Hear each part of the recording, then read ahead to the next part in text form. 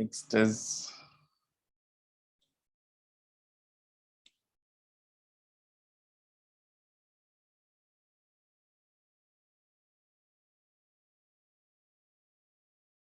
Time कितना लगा इसको करने में असाइनमेंट को? सर इसको टाइम याद करने में बहुत कितना टाइम? सर जो एंड मल्टीपल चॉइस में मल्टीपल आंसर करेक्ट करने में तो बहुत ही टाइम लग गया, मतलब एक ही क्वेश्चन में 2-3 मिनट लग रहे थे रोज बार। स्पीड बढ़ाने की जरूरत है फिर।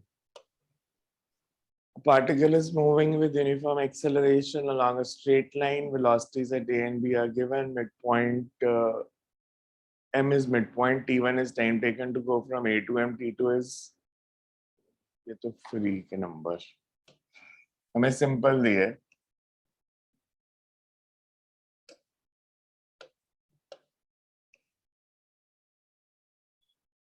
दो पॉइंट्स हैं ए एंड बी,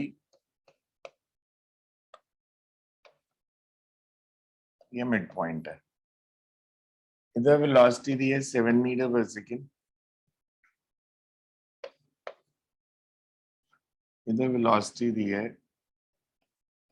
17 मीटर पर सेकेंड। अगर ये u है ये v है एंड हमें दिया body is moving with uniform acceleration, अगर बॉडी कभी भी यूनिफॉर्म एक्सेलरेशन से मूव करेगी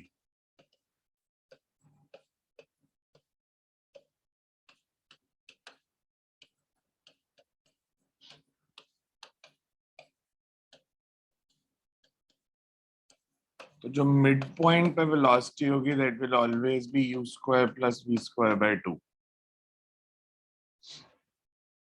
तो इस केस में velocity at mid point is 49 plus 289 divided by 2, तो 169 आ रही है।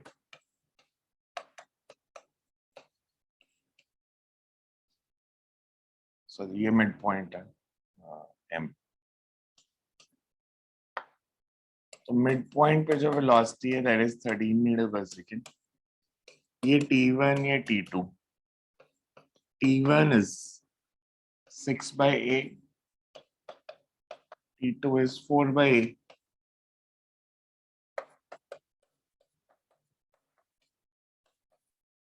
So 3 is to 2। ये फॉर्मूला सबको याद होना चाहिए,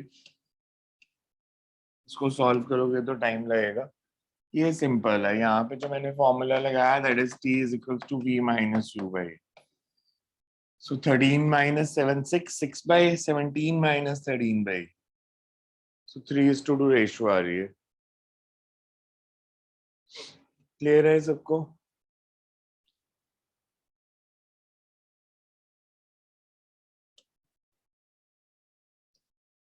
सर इसको पहले तो जिस तरह किया था वो तो बहुत ही लंबा हो गया था। पहले इसमें एस निकाला था, फिर इसमें टी निकाला था विद रिस्पेक्ट टू ए, फिर वहां से पॉइंट निकाला। पे फॉर्मूला याद होना चाहिए, हमने 11th में इसको डिराइव किया था इफ यू रिमेम्बर, कि अगर बॉडी यूनिफॉर्म एक्सेलरेशन से मूव कर रही है तो मिड पॉइंट पे वेलोसिटी क्या होगी। काफी लोगों का डाउट था fifth question. ABC are three objects moving with constant velocity.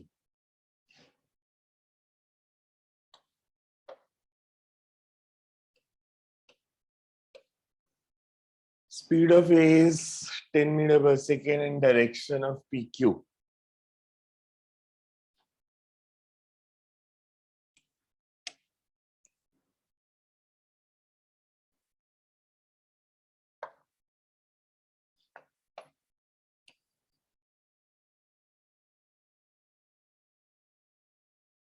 The velocity of B relative to A is 6 meter per second at an angle of cos inverse 15 by 24.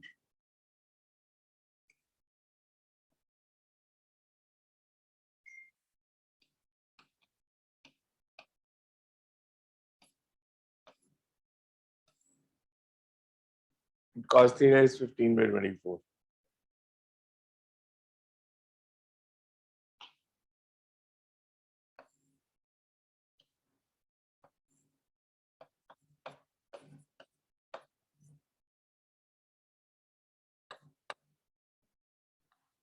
Sine theta देखना कितना आ रहा है।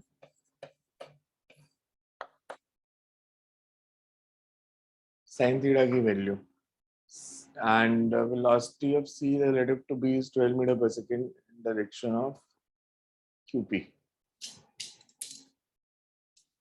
Sign theta बताना है, यहाँ से कितना आया?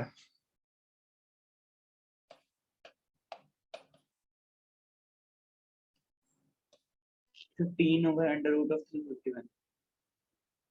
15 over root 351. हाँ जी सर। 15 is root 351 over 24. ये root 351 आ रहा ना? हाँ जी sir. Perpendicular over hypotenuse. Okay. हो गया सॉल्व, फिर तो आसान हो गया काम। Velocity of c relative to b. ये दिया है 12, ये दिया है 10, सर एक लड़का वेटिंग रूम में है सर, उसे अंदर ले। ये दिया है 6। टाइम पे आएगा तो मैंने लेट एंट्री बंद कर देनी है, बस मैं बार बार पीछे नहीं देखूंगा कौन आ रहा है कौन नहीं आ रहा। किसी का लॉग आउट हो जाता है बात अलग है, पर पहली बारी क्लास टाइम पे आना चाहिए। ओके, जो मैंने डायग्राम बनाया ये समझ में आ रहा है?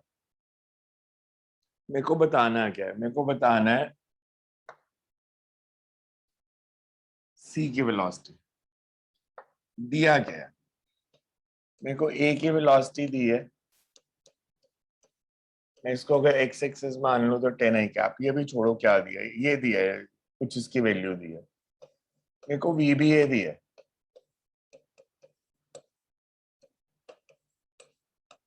इसको मैं निकाल दूंगा जो भी वैल्यू आएगी। और मेरे को वीसी भी दी है।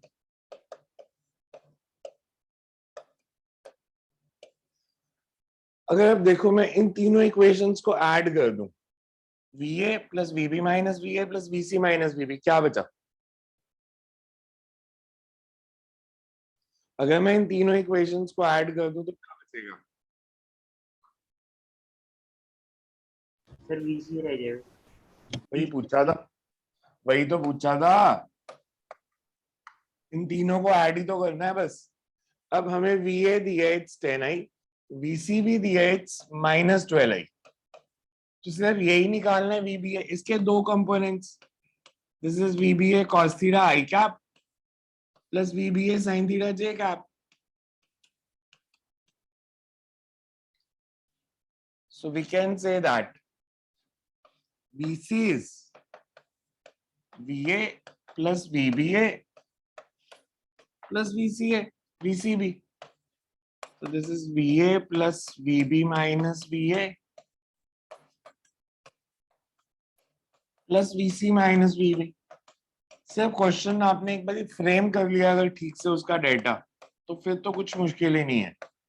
So this is 10 I cap plus 6 cos theta. Cos theta is हमें दिया था it's 15/24 I cap plus root 356, root 351, root 351 by 24 into 6 into minus j cap plus इसका मैग्नीट्यूड। समझ में आया कैसे किया? तो हमें ऐड करना था, हमें वेलोसिटी ऑफ ए दी थी, B with respect to A दी थी, C with respect to B दी थी, तीनों को वेक्टर एडिशन कर दो, उसका magnitude, that is answer. Method समझ में आ रहा है सबको? किसी को मेथड में डाउट है तो?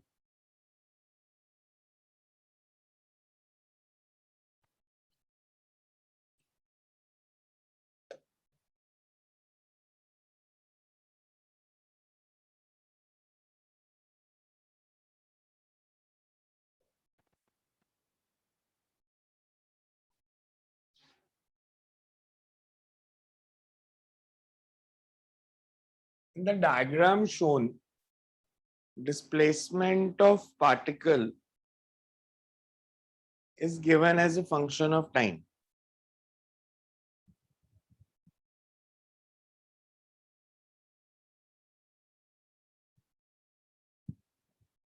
The particle A is moving under constant velocity of 9 meter per second. Particle B is moving under variable acceleration. From t is equal to 0 to 6, the average velocity of particle of B is equals to B की average velocity बतानी है. A is moving under with constant velocity. So A अगर constant velocity से move कर रहा है और हमें xt ग्राफ दिया है straight line 0 से 6 seconds तक.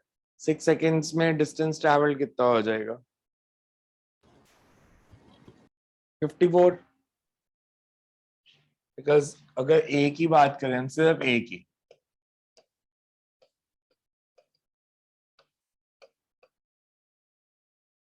time is 6 seconds. Speed is 9 meter per second. Distance traveled is 9 into 6. A0 है इसके लिए.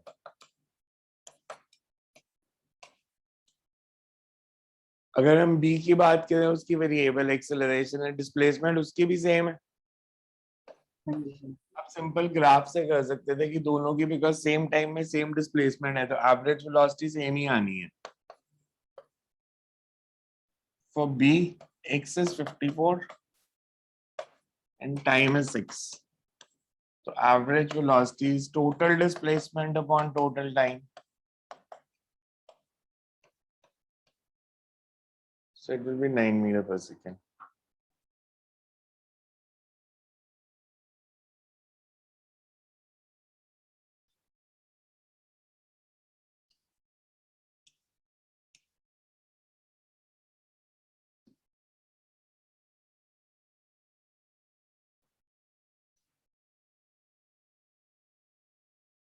Two trains which are moving along different tracks in opposite direction are put on a same track due to mistake.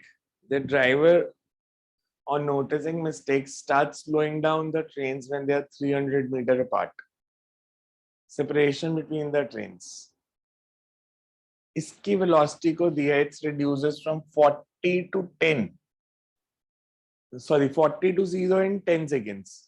और इसकी velocity दी है, speed दी है, it reduces from 20 to 0 in 8 seconds.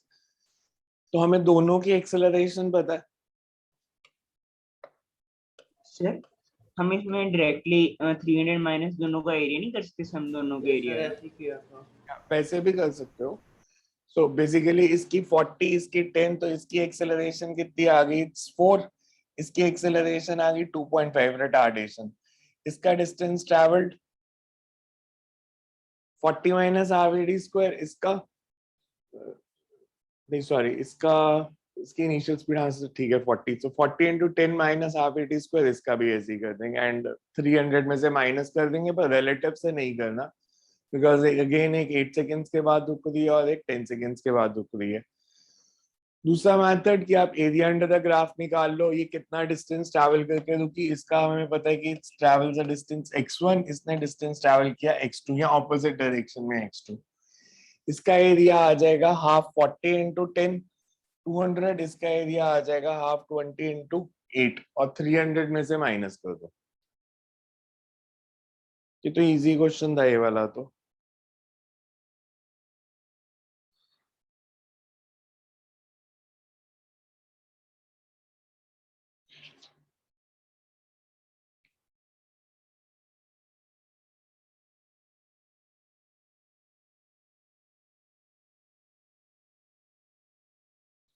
ये पिछले assignment में भी था शायद क्वेश्चन.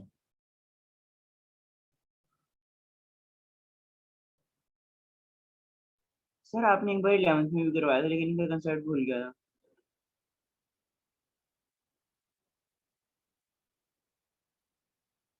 हमें दिया है 2 meter wide truck is moving with a uniform speed of 8 meter per second along a straight road. A pedestrian starts crossing the road at an instant when truck is 4 meter away from him. The minimum constant velocity with which he should move to avoid accident. So accident now इसलिए हमें उसे move करना है. तो basically pedestrian को हमें road कितनी wide है वो इम्पोर्टेंट नहीं है, हमें सिर्फ ट्रक के विड्थ को देखना है. So इसलिए मैं रोड को से let it be 2 metre wide only because हमें ट्रक की width ही चाहिए सिर्फ.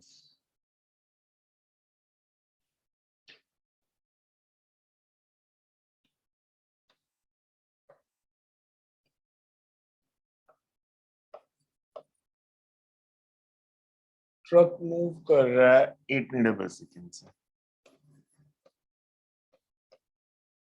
पेडेस्ट्रियन यहाँ पे कहीं पे है 4 मीटर पे. कांस्टेंट वेलोसिटी से रोड क्रॉस करनी है ताकि एक्सीडेंट ना हो. मान लेते हैं इधर गया.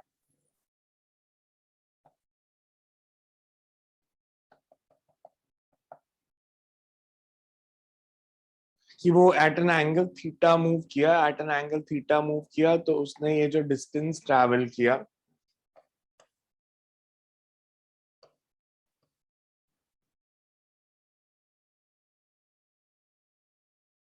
पहले देखो इतना डायग्राम समझ में आ रहा है. अगर उसकी वेलोसिटी v है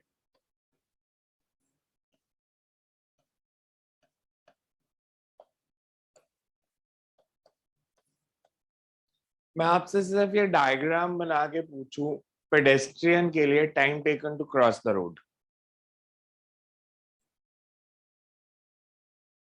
पेडेस्ट्रियन के लिए time taken to cross the road 2 sin theta. 2/v sin theta because vertical direction में अगर मैं देखूंगा तो उसने डिस्प्लेसमेंट है उसकी 2 मीटर और उसकी वेलोसिटी इस डायरेक्शन में है v sin थीटा. तो time taken to cross the road is 2/v sin theta. अगर मैं ट्रक की बात करूं तो डिस्प्लेसमेंट कितनी होगी?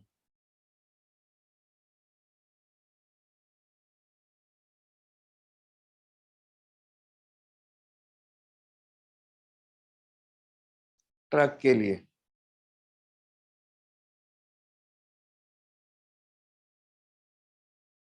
ये 4 मीटर डिस्टेंस है. ये कितना होगा?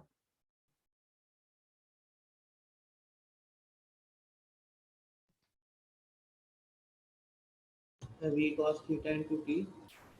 v cos theta into t.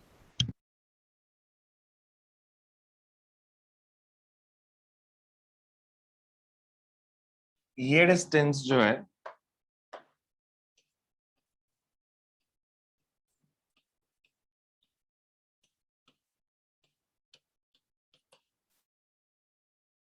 तो टोटल डिस्टेंस हो गया 4 plus v cos theta into t. जितनी देर में ट्रक A से C तक आया मैन B से C तक गया. हो गया सॉल्व बस. अब देखो time taken by man to cross the road.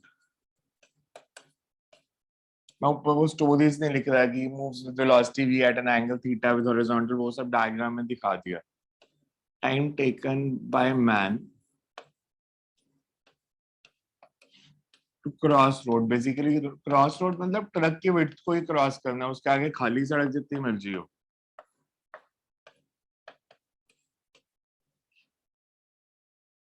Displacement of truck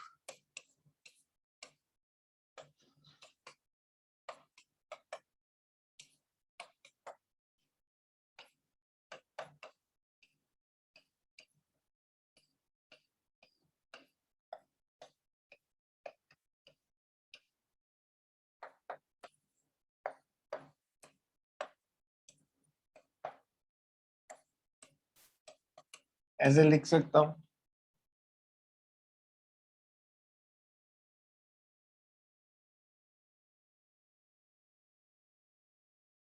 ठीक है ये स्टेप.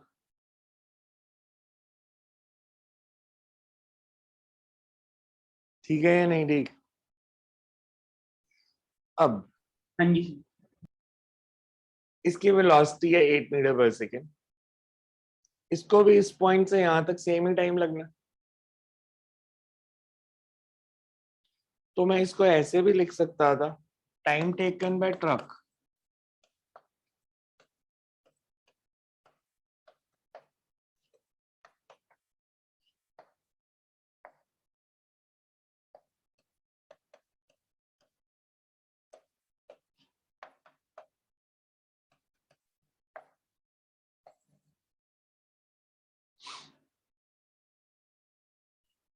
ठीक है ये स्टेप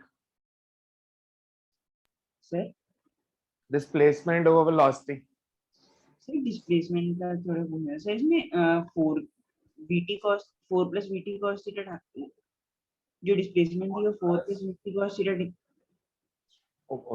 ठीक ठीक मैंने मैथमेटिकली गलती कर दी 4 प्लस इसको नहीं करना था ये ऐसे था ब्रैकेट में था ये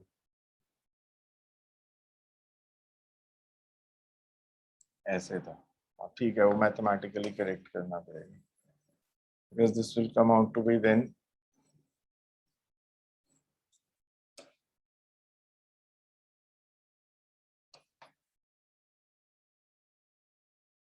4 प्लस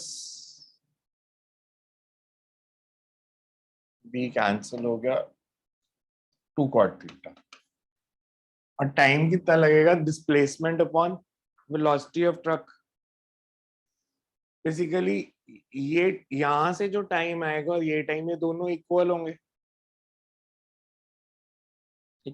या नहीं होंगे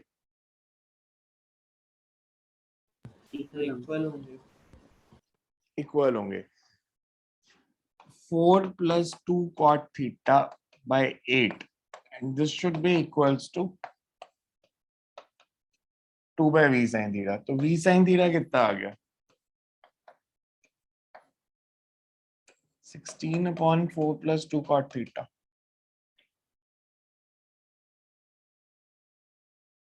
ठीक है ये स्टेप इसको मैं ऐसे लिख सकता हूं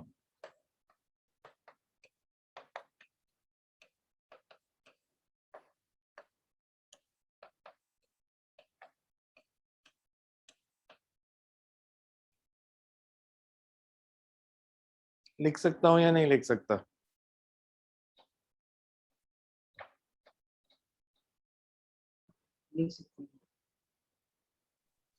ये कैंसिल हो जाएंगे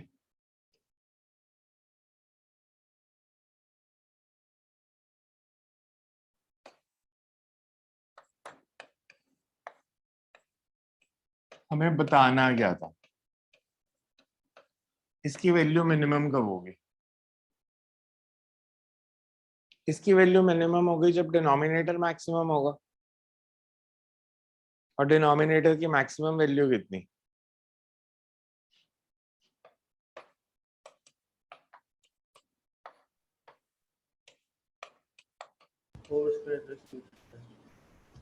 बिकॉज आपने मैथ्स में एक कंसेप्ट पढ़ा होगा अगर मेरे पास ऐसे इक्वेशन है a sin theta plus b cos theta is maximum है या has maximum value under root of a square plus b square समझ में आया कैसे किया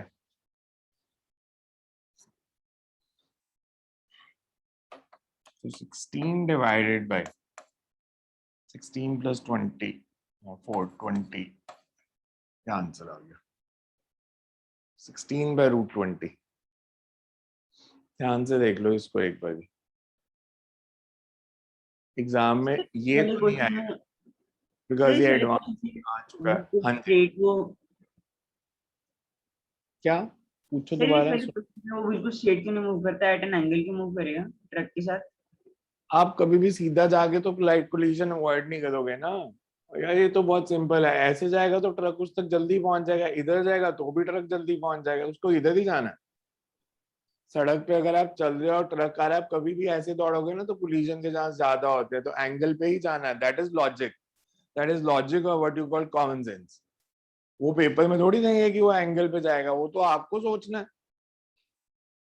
एग्जाम में नहीं देंगे वो कि आपको एंगल पे दौड़ना है वो आपने सोचना था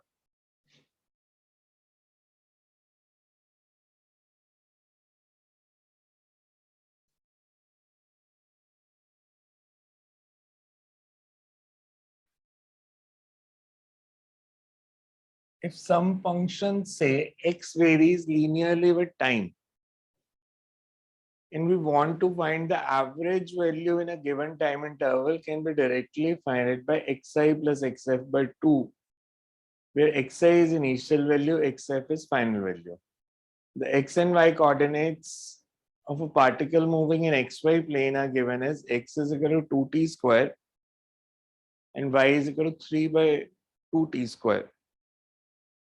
ये 3/2 ऐसे है, 2 मतलब t स्क्वायर डिनोमिनेटर में नहीं है.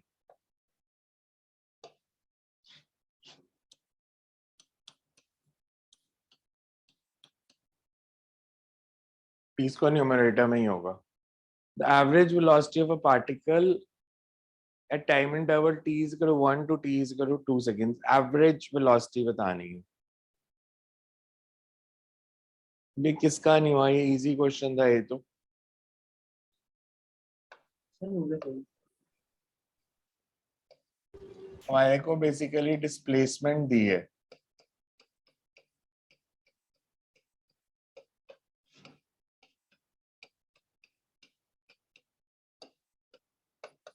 Velocity is differentiation. Average velocity. t is equal to 1 पे velocity कितनी है? 4i cap plus 3j cap। And 2 पे है 8i cap plus 6j cap. Average is this. ये answer है. Initial plus final divided by 2. So 12i plus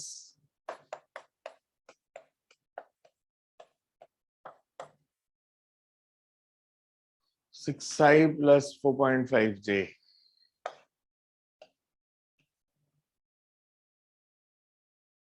Because question में ही दे दिया था सारा. Average is xi plus xf by 2. तो average निकालनी है तो vi plus vf by 2.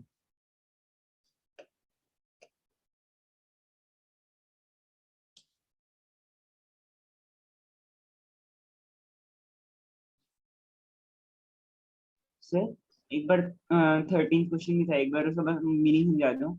Ratio of average speed velocity to the average time average velocity. Time average होता है to change in displacement upon time distance होता है कि with s के साथ, मतलब एक integration of vdt upon t और विद डिस्प्लेसमेंट होता है vds upon integration of ds. Time average निकालनी है तो vdt अपॉन dt और डिस्प्लेसमेंट एवरेज निकालनी है तो vds ओवर ds और integrate. A ball is dropped from a top of a building. It takes 0.5 second to fall 3-meter length of a window some distance from top of the building. Velocity at top of the window are vt and vb respectively. Then you have to find g. हमें given है, g हमें given है, हमने बताना है कि top पे velocity और बॉटम पे वेलोसिटी का डिफरेंस क्या होगा. क्वेश्चन समझ में आया पहले सबको? हमें टाइम दिया है, हाफ सेकेंड लग रहा है.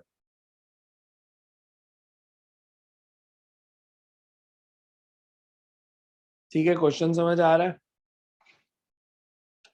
ध्यान से देखना. हमें दिया एक बॉडी को यहां से ड्रॉप किया,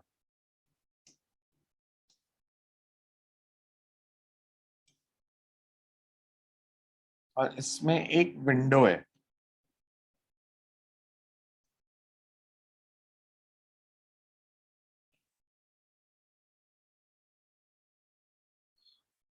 विंडो की लेंथ दी है 3 मीटर.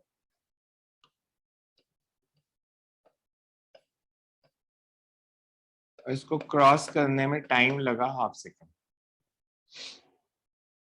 यहां वेलोसिटी दी है vt, यहां vb.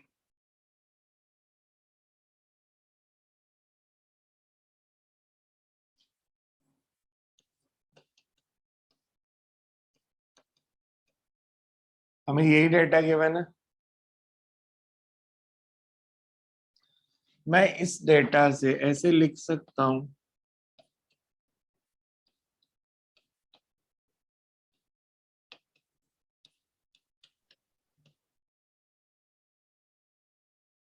लिख सकता हूं या नहीं?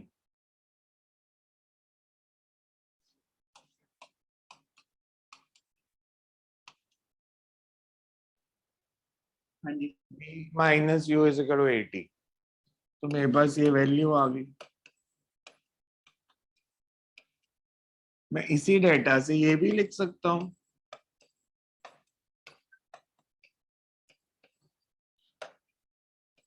g को वैसे 10 लेना था, मैंने 9.8 ले लिया।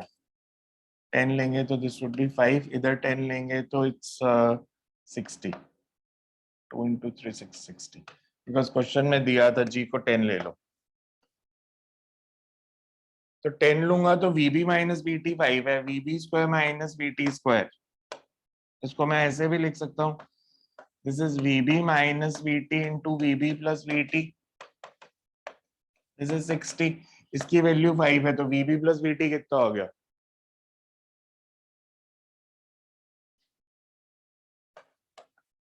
भैया अब तो बता दो, 12 हो गया सॉल्व बस। सर, इसमें मैंने पहले एक मिनट, ये सबसे छोटा मेथड है, हाँ जी सर, बहुत सारे मेथड है, आप डिस्टेंस निकालते तो हाँ जी पहले काम करते तो जितने मर्जी, उसमें क्या है? मैं ये नहीं कह रहा आपके मेथड गलत है, मेथड देखो मैंने कैसे किया, ये छोटा मेथड है, मैंने कोई डिस्टेंस नहीं निकाला, मैंने सिर्फ दो काइनेमैटिक्स की इक्वेशन यूज की और आंसर आ गया। मैंने देखा ही नहीं उसको कहां से ड्रॉप किया था, यहाँ वेलोसिटी कितनी थी, इधर कितनी थी, चाहिए ही नहीं वो तो हमें। हमें उन्होंने डेटा इस फॉर्म में दिया कि आप इजीली सॉल्व कर सकते हो। तो मैं ये नहीं कह रहा आपके आंसर आगे तो मेथड तो ठीक ही होगा, आप कैसे भी करते हो, यहाँ वेलोसिटी 0 ले लो, पहले ये डिस्टेंस निकाल लो, यहाँ वेलोसिटी निकाल दो, यहाँ निकाल दो, बट वो क्यों करना है हमने सब?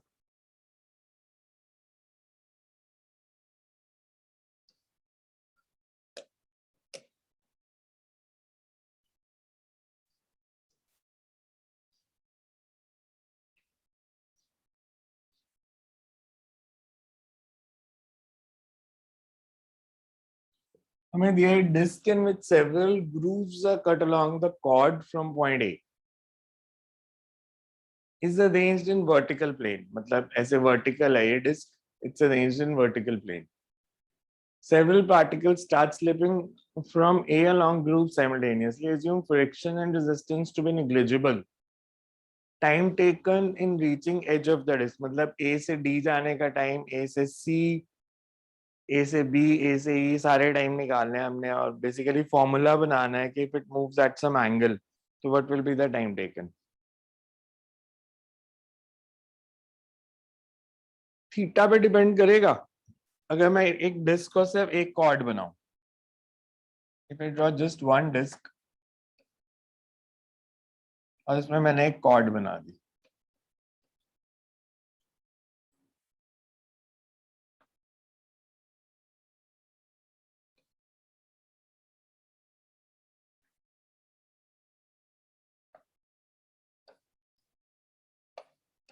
ये हमें पता है 2r। ए से किसी भी पॉइंट पी तक जाने का टाइम निकालना,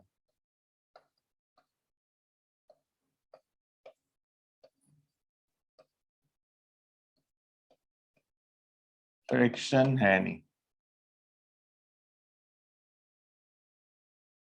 सो टाइम टेकन कितना हो जाएगा?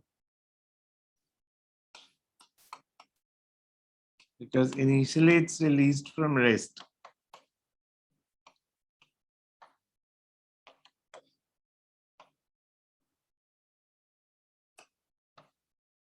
Sir 2r/g। सर इसके अंदर अगर आप पॉइंट पी को पॉइंट सही, बस थोड़ा सा ये डायग्राम शो कर दो।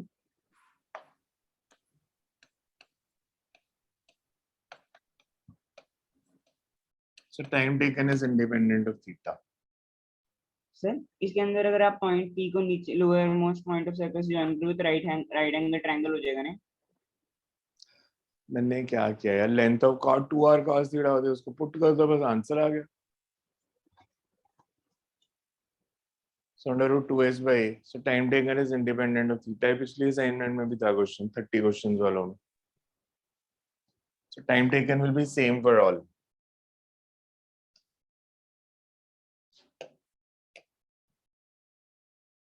इसमें कुछ क्वेश्चन थे असाइनमेंट में जिनमें टाइम लग सकता है, बट मेजॉरिटी इसमें भी छोटे ही थे।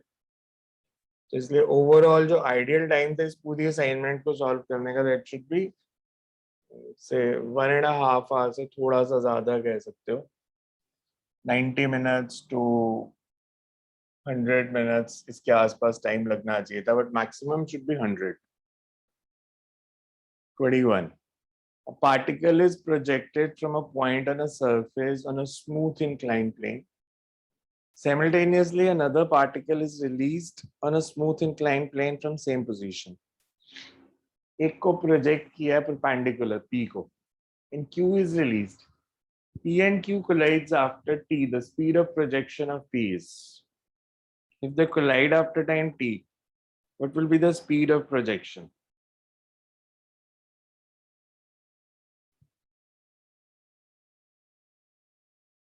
कैसे करेंगे?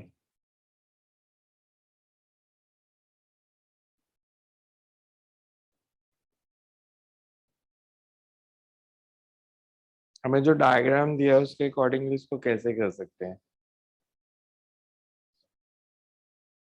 बिकॉज ऐसे शो ऐसे किया, बट बेसिकली इसको इधर ही प्रोजेक्ट किया क्योंकि पाथ फॉलोड शो किया हुआ है सर कि वो पैराबोलिक पाथ में मूव कर रहा है. हाँ जी. इसमें half time of light 2 seconds हो जाएगा ना, और इसमें एक्सेलरेशन ही निकल जाएगी 10 cos 60 माइनस 5. एक्सेलरेशन तो वैसे भी 10 cos 60 आनी है, उसमें टाइम ऑफ फ्लाइट क्यों निकालना? सर इसमें v Along the plane. Sir इसमें v minus u equal to 80 लग जाएगी इक्वेशन. तो Final वैसे velocity. निकालनी है, करना क्या उसके बाद ये बताओ.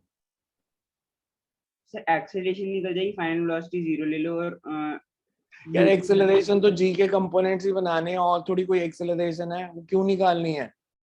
वो तो जी के कंपोनेंट्स ही बनने हैं, उसको हम क्यों निकालें एक्सेलरेशन को? हाँ सर हॉरिजॉन्टल कंपोनेंट है ना उसका, तो फिर फाइनल ऊपर मैं जाके वही तो 0 कह रहा हूँ, एक्सेलरेशन अब कह दो मैंने निकाल ली क्योंकि हाईएस्ट पॉइंट पे 2 सेकंड्स लगे, वो हाईएस्ट पॉइंट पे 2 सेकंड लगे 50 सेकंड लगे, एक्सेलरेशन तो वही रहनी है. एक्सेलरेशन थोड़ी बदल जाएगी उससे. उस पर डिपेंड कर रही है. मैं तीन चीज टी पे नहीं डिपेंड कर रही है एक्सेलरेशन. नहीं सर, उस पर डिपेंड नहीं कर रही हूँ. हाँ तो फिर अब कह दो मैंने टाइम ले लिया हाईएस्ट पॉइंट का 2 सेकंड्स, तो एक्सेलरेशन आ गई. एक्सेलरेशन तो वैसे ही पता है मेरे को. हाँ सर एक्सेलरेशन भी निकल गई. हाँ तो उसके बाद क्या करना है ये बताओ. सर फाइनल फाइनल ऊपर वाले पॉइंट पे 0 हो जाएगी फाइनल वेलोसिटी. इनिशियल पे दी हुई थी u, अगर कंसीडर कर लो u, तो फिर u की वैल्यू निकल जाएगी उससे, क्योंकि वर्टिकल डायरेक्शन में एक्सेलरेशन भी गिवन थी. डायग्राम में हिंट दे दिया था, बट लिखा नहीं है कुछ भी, तो हम उसको एज्यूम नहीं करेंगे. हमारे को बेसिकली पता है कि टाइम ऑफ फ्लाइट जो होता है, सर सर हाँ जी, सर आपने इसमें साइन थीटा, फिर साइन थीटा को भी 90 प्रूव किया था. मैं कह रहा हूँ वो आना 90 है, मैंने पुट कुछ नहीं किया अभी. हाँ जी सर, वो पहले आएगा सर वो निकाला आएगा पहले 90. निकाला. हाँ जी सर, वो थीटा 90 आया था पहले, ये भी तो निकाला 2u था. sin theta by g cos theta, हमें इसकी वैल्यू दी है, दिस इज 4. अगर मैं सिर्फ q की बात करूं तो q की डिस्प्लेसमेंट हो जाएगी half into G sine theta into T square. T की वैल्यू गिवन है 4.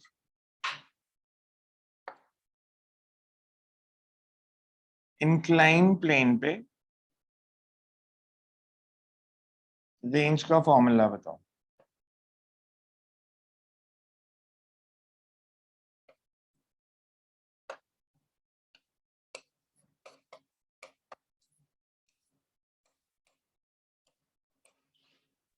u cos theta t plus half gt square.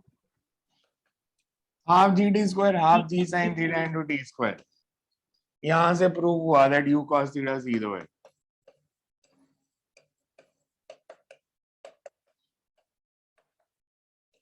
Because ये दोनों वैल्यूज इक्वल हैं, और ये इक्वल तभी आएंगे अगर u cos थीटा 0 होगा.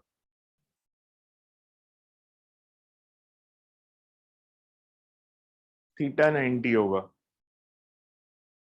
थीटा 90 होगा तो यहाँ पे वैल्यूज पुट कर दे तो क्या आ जाएगा? आ जाएगा आंसर.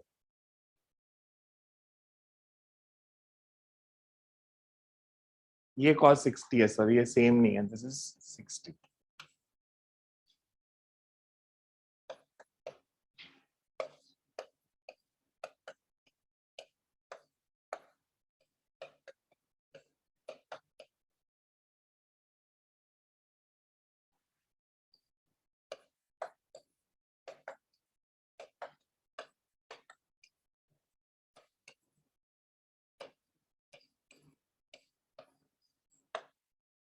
बिकॉज दो एंगल्स की बात हो रही है, एक हम ले रहे हैं this angle, angle of projection, ये थीटा है, ये 60 है. तो एक्सेलरेशन के हमेशा दो कंपोनेंट्स बनेंगे,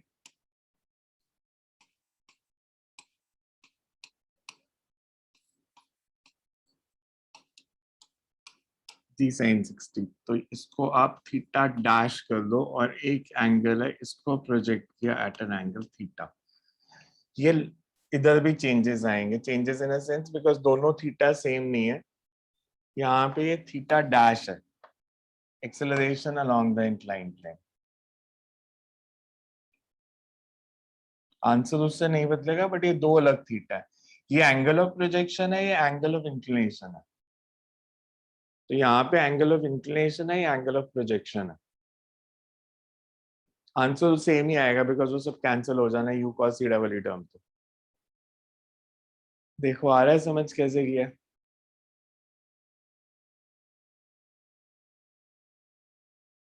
दिस इज, ध्यान से चेंजेस कर लेना अगर नोट किया. This is theta dash, theta dash.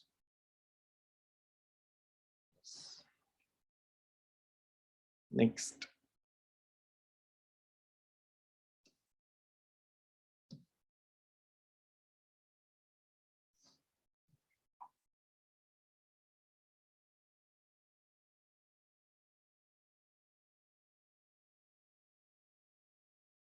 particle is projected from point P 200 with velocity 10 meter per second, making an angle of 45 degree with horizontal.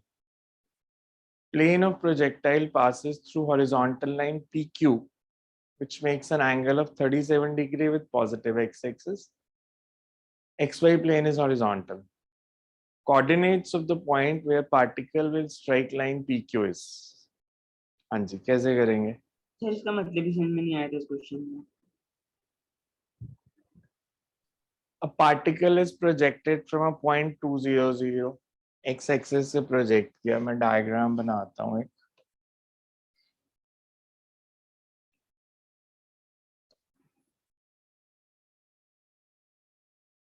Particle is projected from this point with velocity 10 meter per second at an angle of 45 degree. अब जो दिया है वो draw करते जाओ बस. The plane of projectile motion passes through horizontal line PQ.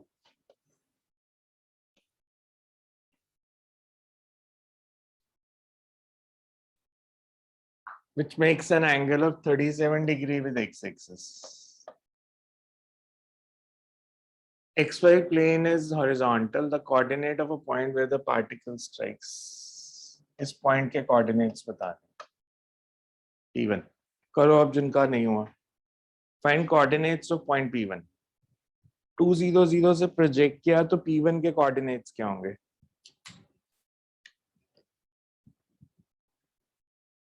करो इसे solve.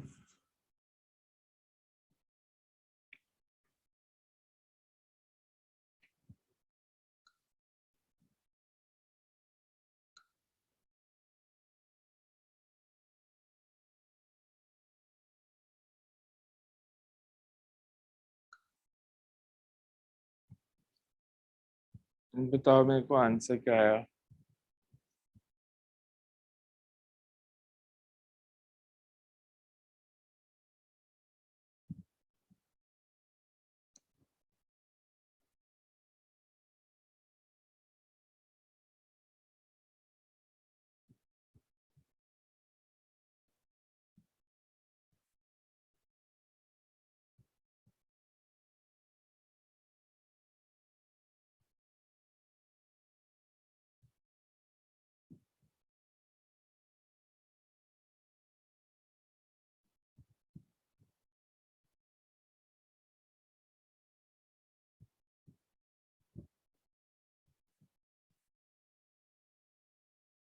एंगल सारे दिए हैं 45, 37.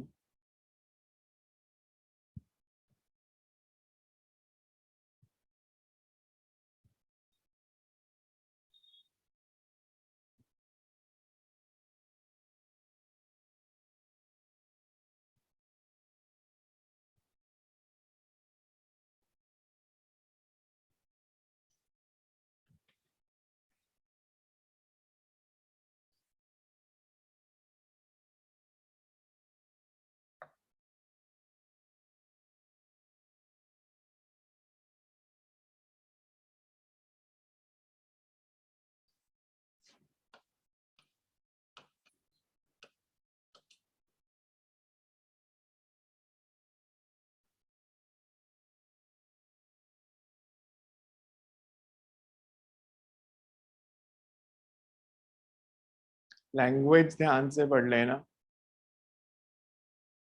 और डायग्राम ध्यान से देख लेना, बिकॉज कुछ चेंज किया मैंने डायग्राम में लैंग्वेज के अकॉर्डिंगली.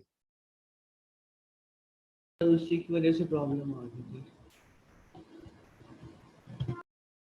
हमें हॉरिजॉन्टल लाइन जो है उसका एक्स एक्सिस के साथ एंगल दिया है, दैट्स 37 डिग्री. ये एक्स एक्सिस है. 8 डिग्री नहीं होगा?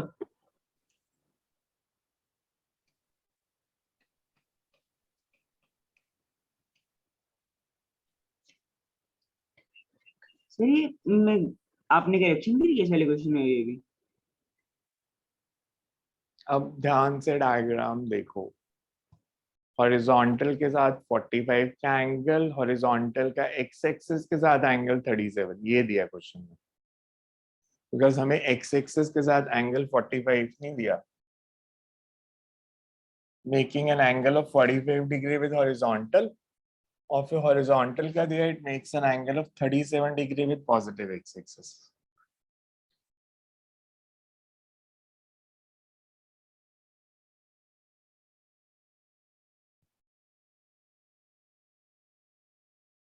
Coordinates of point where it strikes.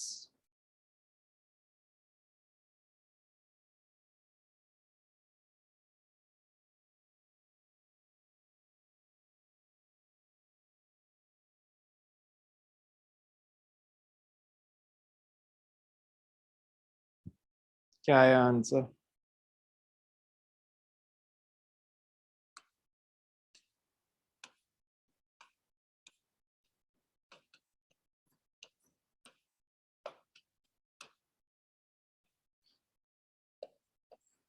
ये अगर x है,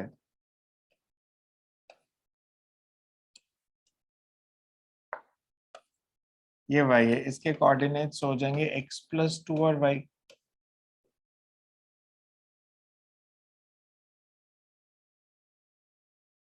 यही बनेंगे. तो बेसिकली x और y निकालना है सिर्फ.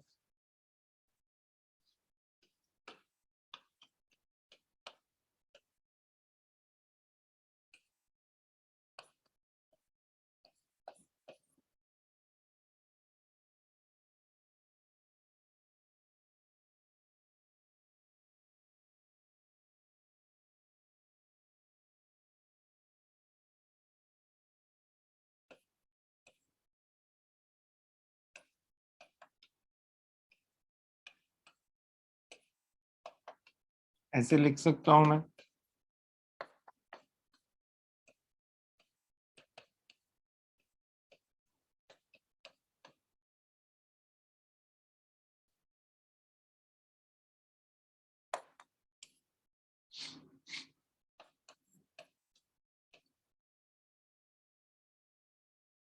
बिकॉज r cos थीटा आ रहा है हमारे पास, इट्स 8, this is 6. देखो समझ आया?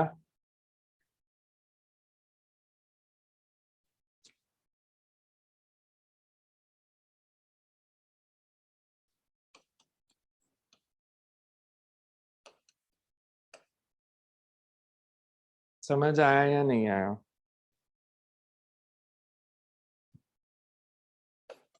सर एक बार दोबारा समझा दो please.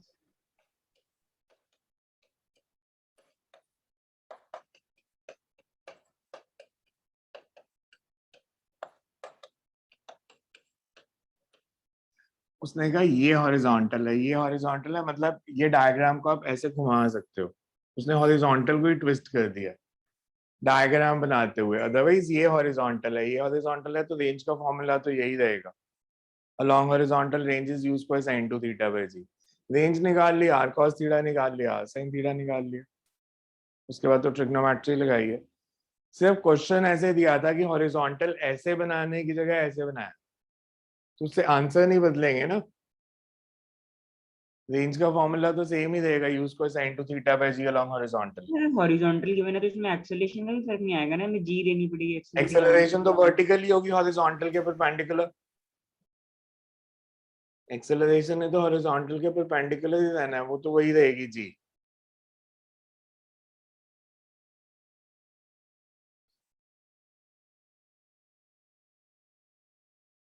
Particle is projected with speed va from point making an angle of 60 degree with horizontal. At second instant, a particle b is thrown vertically upward from point directly below the maximum height of parabolic path of a with velocity b. If the two particles collide, then the ratio of va by vb. Then the ratio of va by vb.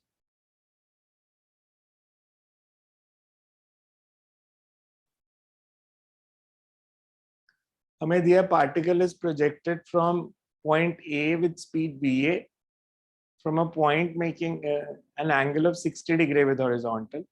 Same instant पे particle B को vertically upwards throw किया from point directly below the maximum height of a parabolic path of A. If the two particles collides, then the ratio of VA and VB. कैसे करें इसको? Sir sir इसके उसका अंदर sir time उसका निकाल vertical component is वीए का sir vertical component और वीवी सर बराबर तभी नहीं सर करेंगे। इसके अंदर हम ये करते हैं, पहले टाइम निकाल लेंगे, फिर मैक्सिमम हाइट निकल जाएगी उसकी, फिर वो नहीं मैक्सिमम निकालना, हाइट। नहीं निकालना। सर वन लाइन का आंसर है, फिर वीए का vertical component is equal to V V sir तभी मीट करेंगे अगर दोनों को सेम वर्टिकल वेलोसिटी से प्रोजेक्ट करेंगे। कैसे कब मीट करेंगे? जब सर दोनों को सेम वर्टिकल वेलोसिटी से मतलब प्रोजेक्ट करेंगे, मतलब उसका वर्टिकल ऐसा क्यों? कंपोनेंट। ऐसा क्यों? ये कौन सा कंसेप्ट है कि दो बॉडीज अगर कोलाइड करें तो उनकी वर्टिकल वेलोसिटी सेम होनी चाहिए? ऐसा तो कोई कंसेप्ट नहीं है फिजिक्स में। सर इसमें हॉरिजॉन्टली देखना पड़ेगा कि कब वो वहां तक आ हॉरिजॉन्टली भी मैं क्यों देखो, मेरे को कंसेप्ट बताओ पहले, लॉजिक क्या है इस क्वेश्चन में पूछने का, लॉजिक।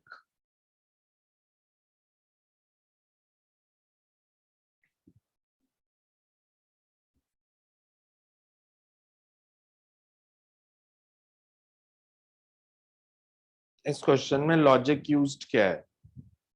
आंसर क्या आया, कैसे आया, वो बाद में, पहले लॉजिक बताओ इसका क्या है।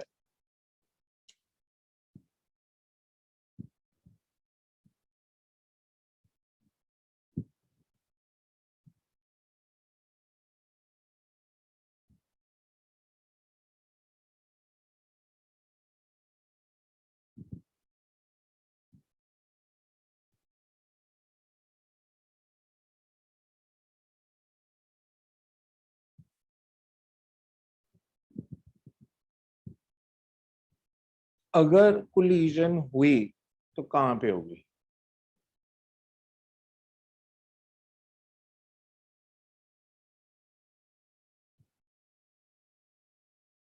मैक्सिमम हाइट पे। R by sir maximum height पे। Maximum height. मैक्सिमम हाइट पे क्यों?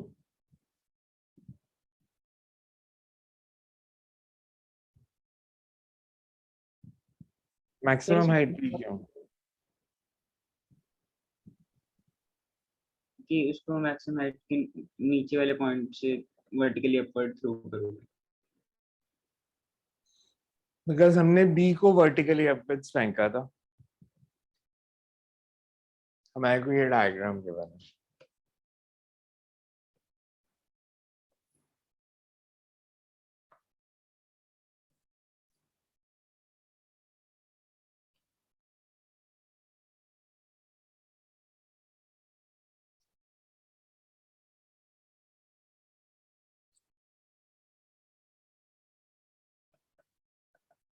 ये मैक्सिमम हाइट है, यहां से थ्रो किया एक पार्टिकल को।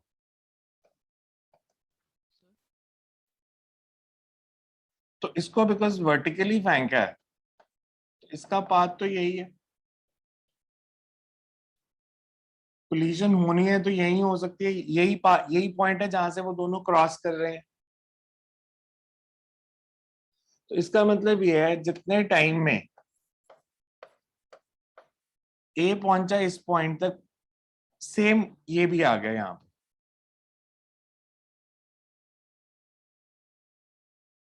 इतना कंसेप्ट क्लियर?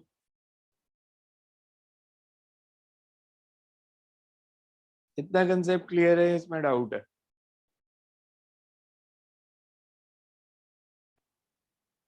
तो अब इसके आगे कैसे करें? हमें ये पता है कोलिजन मैक्सिमम हाइट पे ही होनी है।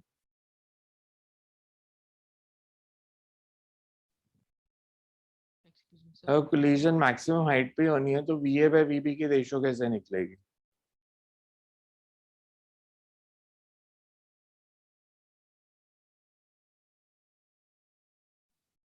सर हाँ जी।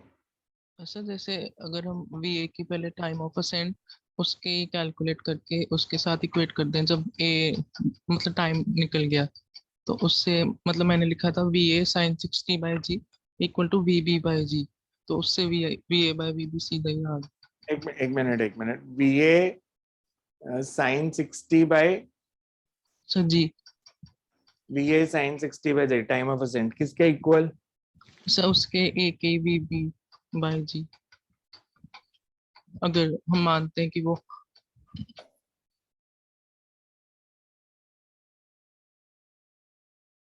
सर हाँ जी।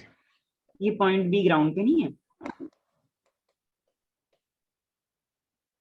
At the same instant, a second particle is thrown vertically upwards from point directly below the maximum height. हमें दिया तो नहीं है वैसे, सिर्फ ये दिया है vertically below on the ground, तो नहीं दिया। सर ये कंसीडर में नहीं कर सकते ग्राउंड पे हुए? आंसर से देखना पड़ेगा अब, सर बिकॉज हमें कहीं क्वेश्चन में नहीं दिया कि it's projected from the ground. Ground से दिया हो फिर तो वैसे ही सॉल्व हो जाना आसान, हाँ बिकॉज अगर जी मैं इसको ग्राउंड ले लेता हूँ फिर तो कोई पंगा ही नहीं है। सर, आंसर तभी से हमने देखना। बोला था वर्टिकल कंपोनेंट कंपेयर करते हैं। क्वेश्चन में गिवन नहीं है बट वो ग्राउंड से प्रोजेक्ट है, बिकॉज हमें कहीं दिया नहीं, हमें सिर्फ ये दिया है कि इट्स प्रोजेक्टेड। जो क्वेश्चन में लैंग्वेज दी है, B is thrown from point vertically upward from a point directly below. जो लविश ने किया उसने भी जो कंसेप्ट लगाया वो ग्राउंड से लेके ही किया है, बिकॉज उसने भी इसीलिए किया है कि V A sine 60 by G is equal to V B by G. मतलब एक केस में एंगल ऑफ प्रोजेक्शन 90 ले लिया, इसमें एंगल ऑफ प्रोजेक्शन 90 ले लिया, इसमें एंगल 60 है, तो दोनों केसेस में टाइम ऑफ असेंट इक्वेट कर दिए। तो डायरेक्टली वर्टिकल कंपोनेंट को उससे आंसर दिया क्या है? वेलोसिटी आंसर क्या दिया है? Sir B 2/√3। वो तो ग्राउंड से ही आएगा फिर, तो क्वेश्चन में दिया नहीं था। हमें कहीं क्वेश्चन में गिवन नहीं है कि वी आर ग्राउंड से प्रोजेक्ट किया, सिर्फ vertically upward from a point directly below maximum height. So इसमें लिख सकते हो लास्ट में क्वेश्चन में B is also projected from ground. फिर तो ये नीट का क्वेश्चन हो गया अगर ग्राउंड से ही प्रोजेक्ट करना है तो। बट आंसर अगर ग्राउंड से दिया तो फिर उसके आगे लिख लो क्वेश्चन के। एडवांस में कभी ऐसे क्वेश्चन नहीं आते जिसमें क्लैरिटी नहीं होती। A particle moves with constant speed along regular hexagon A, B, C, D, E, F in same order.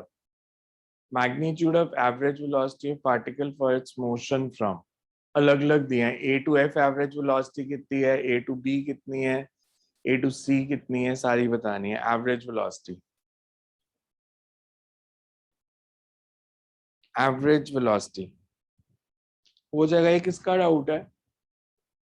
ये तो सिर्फ डायग्राम बना के डिस्प्लेसमेंट ही निकालनी है और तो कुछ नहीं करना। हमें रेगुलर हेक्सागन गिवन है,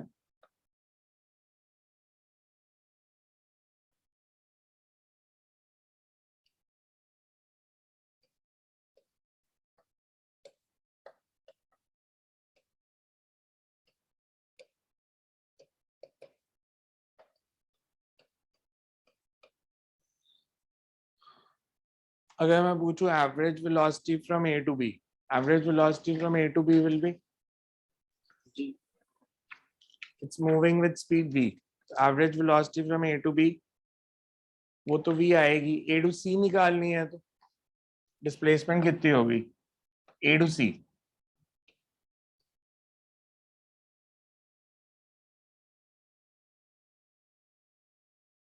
बिकॉज टाइम तो डबल हो गया एवरेज वेलोसिटी। अगर ये डिस्टेंस मैं एक साइड को ले लेता हूँ, कुछ भी मान लो से x,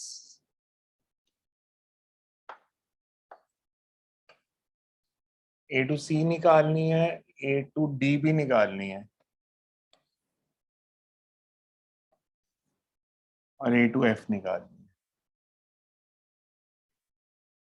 ये टाइम इधर तक पहुंचने का टाइम t,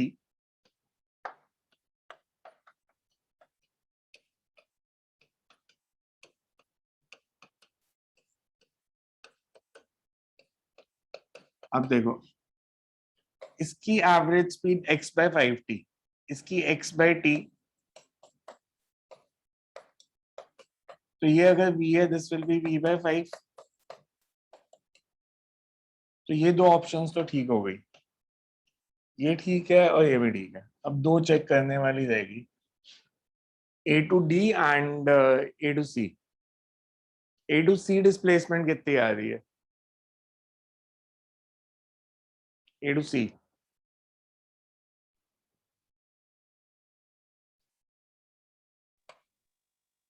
ये डिस्टेंस √3x आ रहा है, sir under root of sir √3/4 √3/4 आ रहा है। सर ये इक्विलेटरल ट्रायंगल नहीं हो जाएगा, बाहर 60 और ऑपोजिट साइड्स का सम, और वो इक्विलेटरल है तो तीनों मतलब तीनों मतलब इक्वल ये डिस्टेंस निकालना है ना,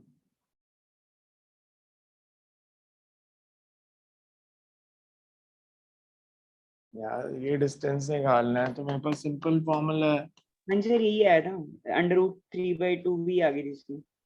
यार, ये फॉर्मूला है हमारे पास, पैरेललोग्राम नहीं, लॉ मुझे वेक्टर वैसे ही एडिशन, तो √3x ही आएगा ये, तो ये भी ठीक है फिर, सी पार्ट भी, because sir, D part- parallelogram law vector addition लगेगा ना।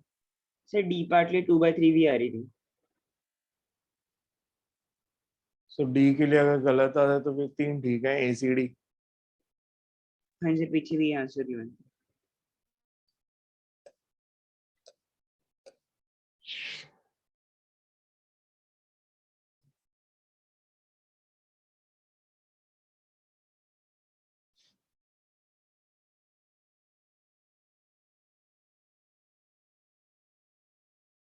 A particle moves along x-axis as x is equal to ut minus 2 second and at minus 2 का होल स्क्वायर। x की वैल्यू दी है, you have to find the initial velocity of the particle। Differentiate कर दो, initial velocity कितनी आ गई, u minus 4a,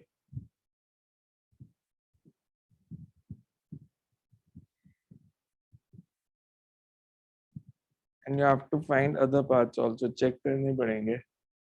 acceleration निकालनी है कितनी है, और t is equal to 2 second पे पोजीशन निकालनी कितनी है। तो तीन चीजें निकालनी है, t is equal to 2 seconds पे position, acceleration and initial velocity. Non medical वालों का ये क्वेश्चन डाउट होना नहीं चाहिए था वैसे।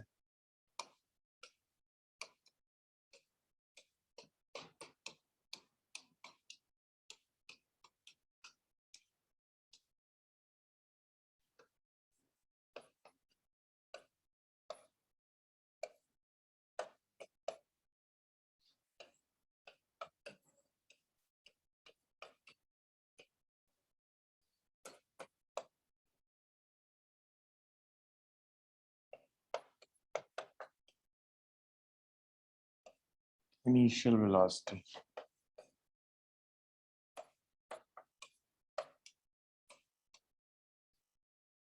so initial velocity is u minus 4a, ये तो गलत है।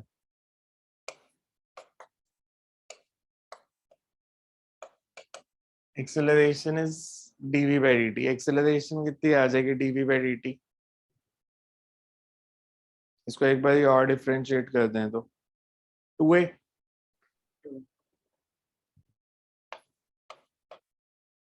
c पर ठीक है.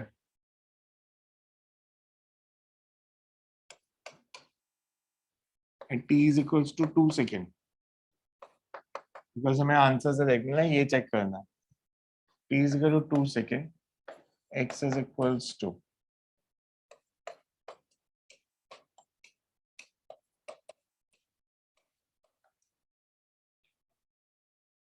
particle is at the origin. c और d ठीक है. एक्सेलरेशन ठीक है, t is equal to 2 second पे particle is at the origin.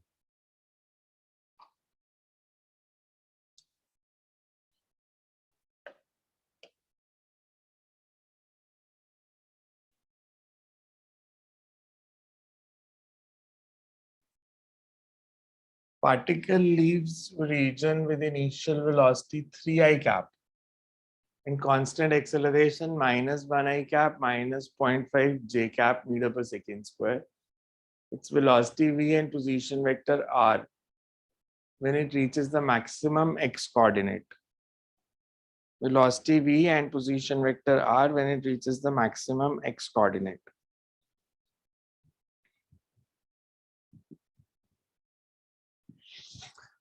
अब ध्यान से पहले क्वेश्चन की लैंग्वेज देखो. इनिशियल वेलोसिटी कितनी दी है x डायरेक्शन में?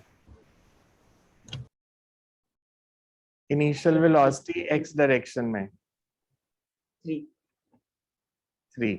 Acceleration in x direction sir वो -1 है, वहां से डिस्टेंस निकल गया था, वहां से time -1. Acceleration is -1.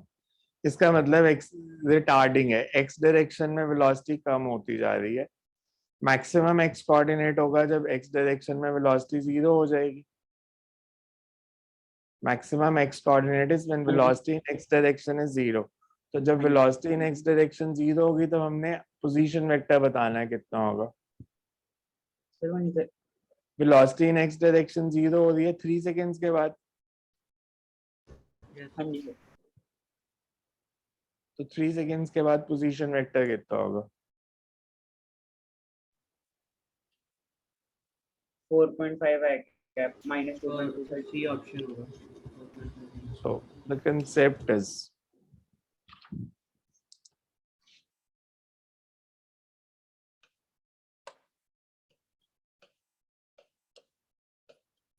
as ux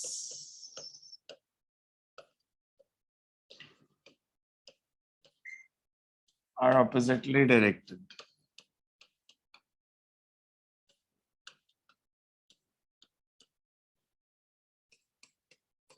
For maximum x coordinate,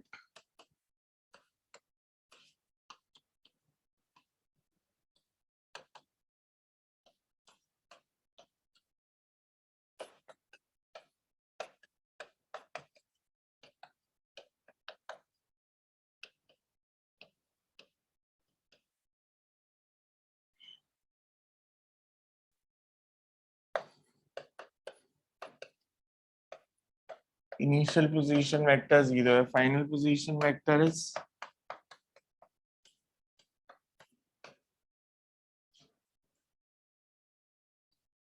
ut plus half ad square.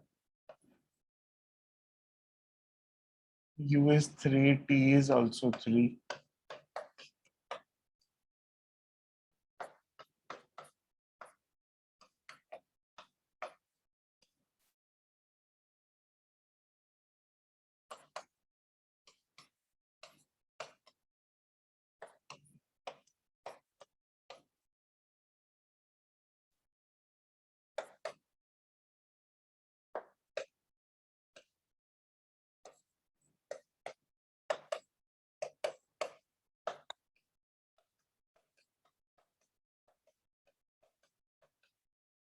So formula वाला क्वेश्चन दे तो because constant acceleration दी है इसलिए kinematics की इक्वेशन लग जानी थी ut plus half ad square.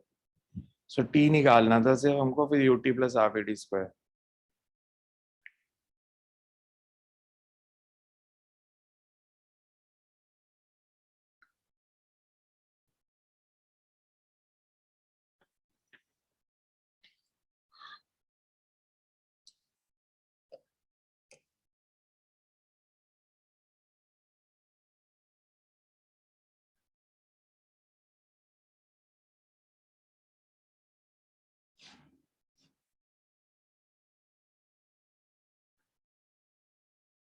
velocity of particle is v is equal to under root x, where x denotes position of the particle, and initially particle was at x is equal to 4.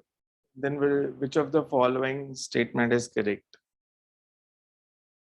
So v under root x दिया है, x की value निकाल लो सबसे पहले तो, x की initial value 4 दी है,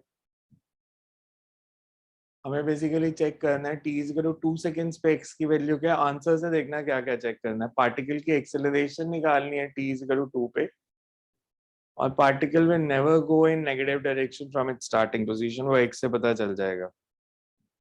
तो हमें क्वेश्चन में दिया था v is equals to under root x।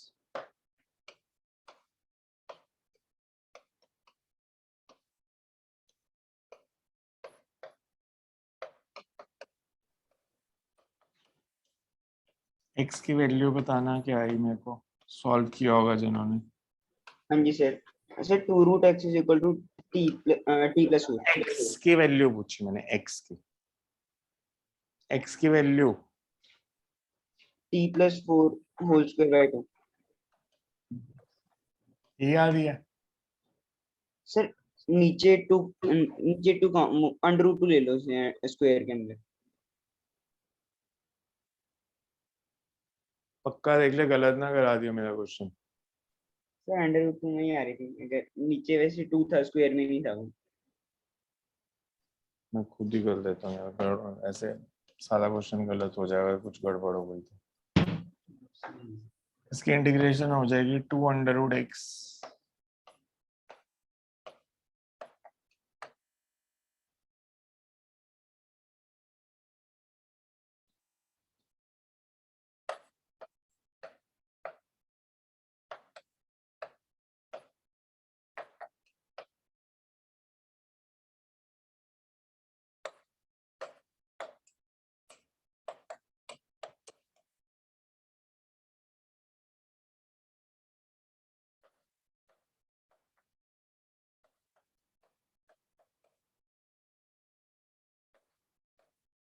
देख ले दानिश, करा दिया था ना गलत, उसको अंडर रूट 2 कर लो।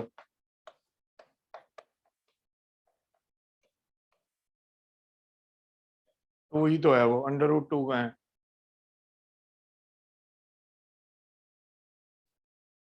अब हमने निकालनी है x की वैल्यू है t is equals to 2। t is equal to 2 पे x कितना हो जाएगा? सर 9 हो जाता। आपका आंसर कैसे सही है? आपका ऊपर वाला स्टेप तो गलत है। नहीं सर मैंने सही किया था सर। सर मैंने किया सही था, बोल गलत रहा था, सॉरी। अब बोर्ड पे देख के भी गलत बोल रहा है, उसको अंडर रूट 2 कर दो। अगर मैं तेरे पे भरोसा करता गलत हो जाता। सर किया सही हुआ था, बोल गलत रहा था, कॉपी में थोड़ा। वही एक ही बात है ना, मेरा आंसर गलत कर देना था ना। हाँ जी sir, sorry sir. x is equals to 9।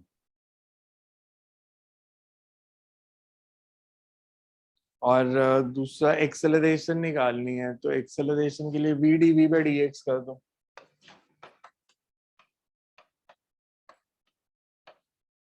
This is under root x, dv by dx is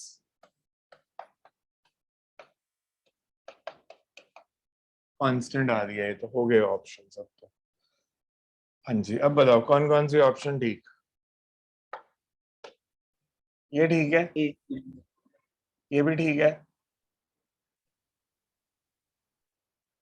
D part, particle will never go in negative x direction. x कभी नेगेटिव हो सकता है, सर सर नहीं हो एक्सेलरेशन सकता positive sir, पूरा square में positive ही रहेगा हमेशा। So always positive. सर एक बार एक थोड़ी सी लैंग्वेज समझ में नहीं आई थी। सर एक क्या? बार 30 क्वेश्चन के अंदर ये गिवन था, average velocity of the particle moving in the straight line is 0 in a time interval.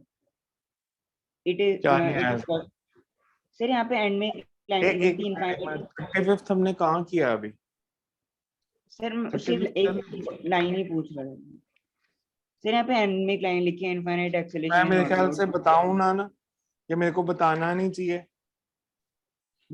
चाहिए, बिकॉज मैंने जब 830 बोला था तो 830 तक आंसर आने चाहिए मेरे पास। अब उसके अलावा आप डाउट पूछोगे तो मेरे को बताने नहीं चाहिए। लॉजिकली आपको पनिशमेंट मिलनी चाहिए कि ऑफिस आके पूछ के जाओ। सॉरी सर, नेक्स्ट टाइम ध्यान रखूंगा। तो फिर बीच में ना पूछो, जो मैंने अभी कराने हैं वो कराने दो मेरे को। बहुत आपके जैसे और भी लोग हैं, सिर्फ आपने लेट नहीं भेजे, औरों ने भी लेट भेजे, मैं किसी का डाउट नहीं ले रहा अभी, जिन्होंने टाइम से भेजे सिर्फ उन्हीं के डाउट ले रहा हूँ। 8:30 के भी 9 बजे तक भी जिनके आ गए तो उनके भी ले लिए हैं मैंने। और नेक्स्ट टाइम से मैंने यही करना है, एक तो क्लास में किसी को लेट नहीं आने देना, और अगर ज्यादा लोग छुट्टी करेंगे तो रिकॉर्डिंग भी नहीं करनी। Figure shows VT graph of a particle moving in a straight line. Find the time taken when the particle returns to its starting point. मतलब displacement 0. So हमने बताना है time taken when the particle returns to its initial point.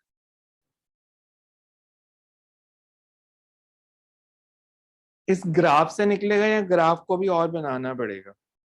Sir उसको ये extend करना मतलब पड़ेगा, sir extend करना जब पड़ेगा। तक नेगेटिव और पॉजिटिव एरिया सेम ना हो जाए। नेगेटिव और पॉजिटिव एरिया सेम ना हो जाए, तो हमें इसे एक्सटेंड करना पड़ेगा। पॉजिटिव और नेगेटिव एरियाज ट्रायंगल्स को इक्वेट कर देना तो आंसर आ जाएगा। मतलब सिर्फ इतने से नहीं निकलेगा, बिकॉज ये जो ग्राफ दिया है इसमें तो डिस्प्लेसमेंट हमेशा पॉजिटिव में ही आएगी। सो आपको इसको एक्सटेंड करना पड़ेगा, और हमने बताना है कि कितने टाइम के बाद ये 0 हो जाएगा डिस्प्लेसमेंट। सो एरियाज को इक्वेट कर देना and you will get the answer.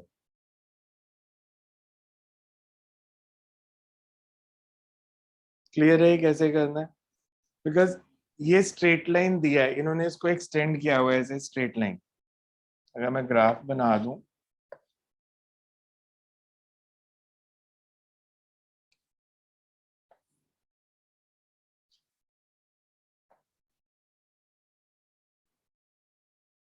मैं अगर assume कर लूं that it reduces, displacement reduces to 0 after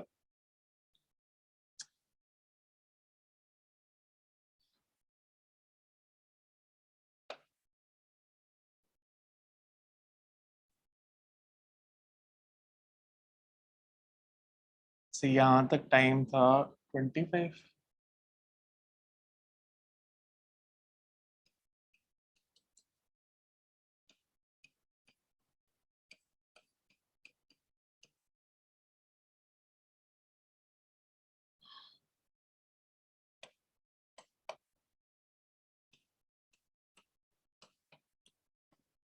तो ये एरिया एंड ये एरिया इक्वेट कर दो,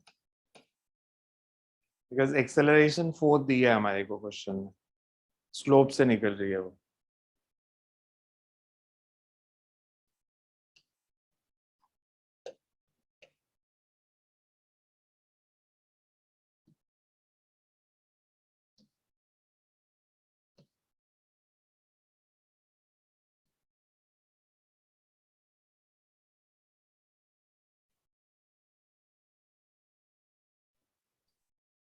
In projectile motion, assuming no air drag, time of ascent is t1, time of descent is t2.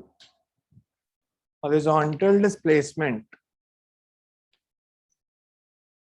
from O to A is r1 and A to B is r2. Maximum height is h. Time of flight is t. Now air drag is considered. Now air drag is considered.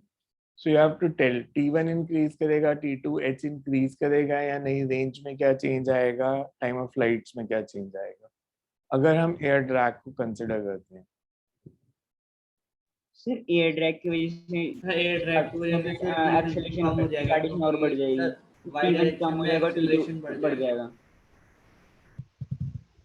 Normally air drag practically अगर सोचे तो किस direction में होना चाहिए, इस case में हम कैसे करते हैं? Air drag opposes the velocity. अगर आप एक्चुअल सिचुएशन देखोगे, its direction keeps on changing. हम 11th क्लास में लेते हैं कि it reduces the vertical component of velocity.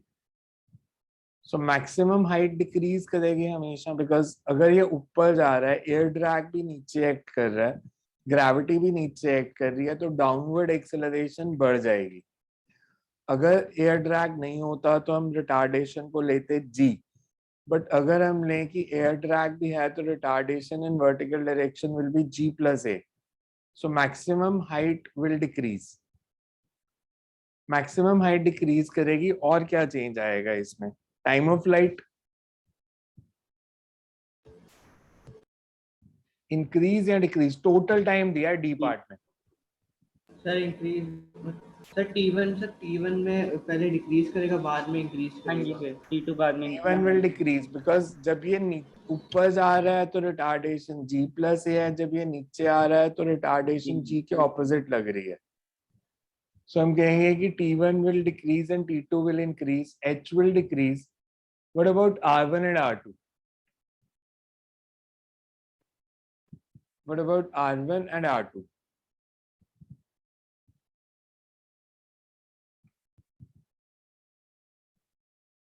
Sir range तो सेम प्रैक्टिकली दोनों डिक्रीज करेंगे। सर दोनों डिक्रीज Practically करेंगे। दोनों डिक्रीज करेंगे। R1 भी डिक्रीज करेगा, R2 भी डिक्रीज करेगा। सो अगर हम सिचुएशन देखें तो R1 and R2 both will decrease and T may increase or decrease. So A option ठीक है और D ठीक है। लिख लो इसका कंसेप्ट सब। सर रेंज Because- दोबारा बताना। आप प्रैक्टिकली क्रिकेट की बॉल को फेंको, अगर आप एयर की डायरेक्शन के अगेंस्ट फेंक देते हो या फेंकते हो तो अगर एयर रेजिस्टेंस ना होती दूर जाती है पास गिरती? दूर जाती। तो फिर यही तो पूछा है। एयर रेजिस्टेंस के कारण हमेशा रेंज कम होगी बिकॉज उसने तो अपोज ही करना है हॉरिजॉन्टली, तो उसकी डायरेक्शन बदली नहीं, it's moving in same direction and air drag is opposing. So you can write concept लिख लो इसका। Air drag is considered, if air drag is considered, if air drag is considered, it will oppose the motion of the body or relative velocity between body and air, or relative velocity between body and air.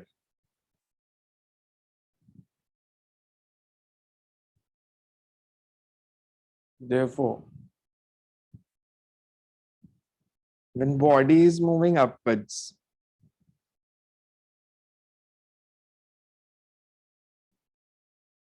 air drag supports gravity, and when body is moving downwards, air drag opposes gravity. Therefore, time of ascent increases. Sorry, time of ascent decreases. Time of ascent decreases. And time of descent increases.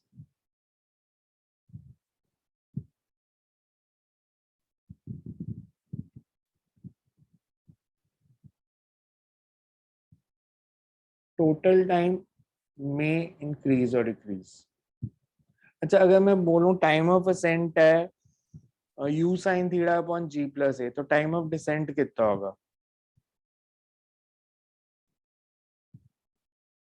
आपको कैसे पता कि total time increase और decrease दोनों कर सकता है? Time of ascent अगर u sin theta upon g plus a है तो टाइम ऑफ डिसेंट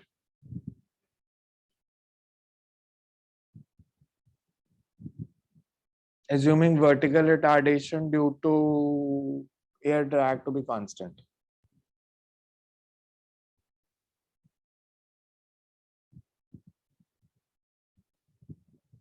अगर मैं टाइम ऑफ असेंट को लिखता हूँ u sin theta upon g plus a, तो टाइम ऑफ डिसेंट को लिख सकता हूँ u sin theta upon g minus a?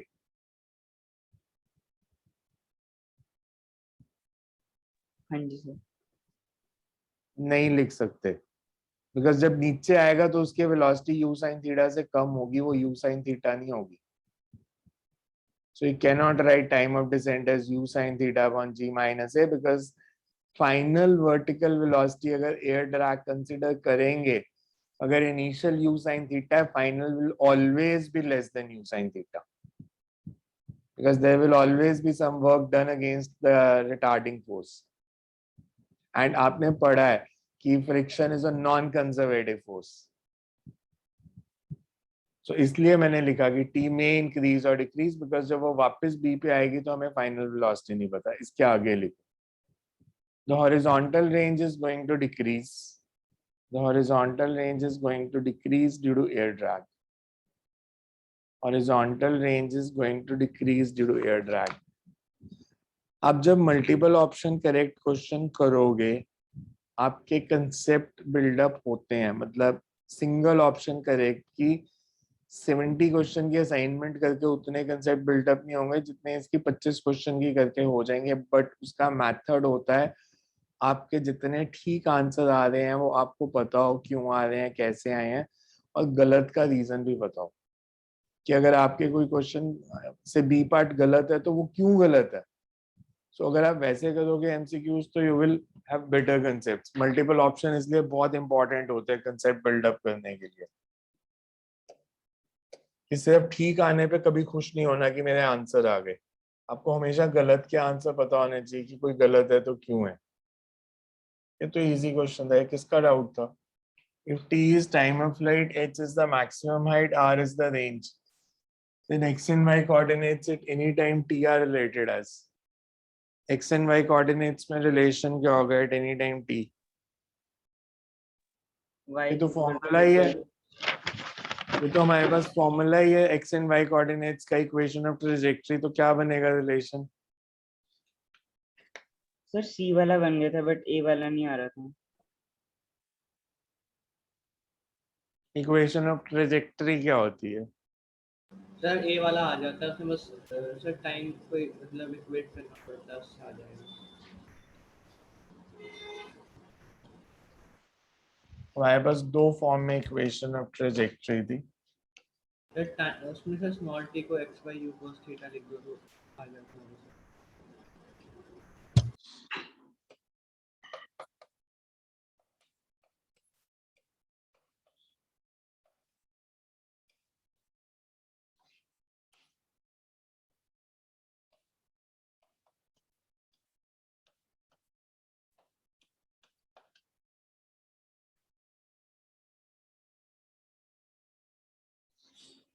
अब देखो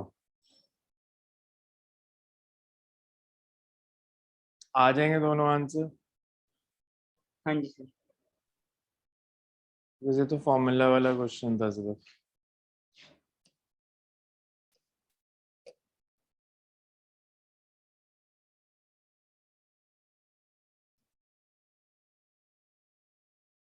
सर भी हो रहा है।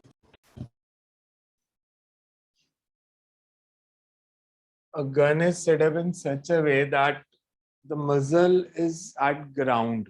हमें ground से fire किया है। Hoop A is located at a horizontal distance 40 meter from muzzle at a height of 50 meter above ground level. Shell is fired with initial horizontal component of 40 meter per second. Which of the following is correct? Vertical component of velocity of the shell just after it is fired is 55 meter per second. If the shell has to pass through hoop A, shell will pass through both the hoops if x is 40. मतलब अगर ये distance भी 40 है तो ये तो 40 दिया ही है, अगर ये भी 40 है तो it will pass through both the shells. Shell will pass through both the hoops if x is 20. Vertical component of velocity of the shell just after it is fired is 45. It had to pass through both the shells. So basically दोनों shell से पास करना है वो बताना है condition क्या होगी, और एक वर्टिकल कंपोनेंट बताना है if it has to pass through hoop A only. So हमें क्वेश्चन में गिवन क्या है? हमें दिया shell is fired with horizontal component, हमें u cos थीटा दिया, मतलब वो फर्स्ट हुप को देखो, फर्स्ट हुप कितने हॉरिजॉन्टल डिस्टेंस पे है? 40 metre.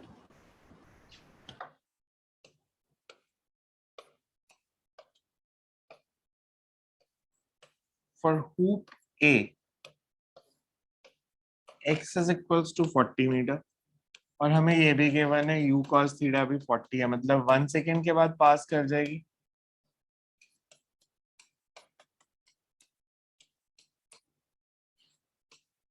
when shell passes through hoop A, yeah, basically if shell passes through hoop A.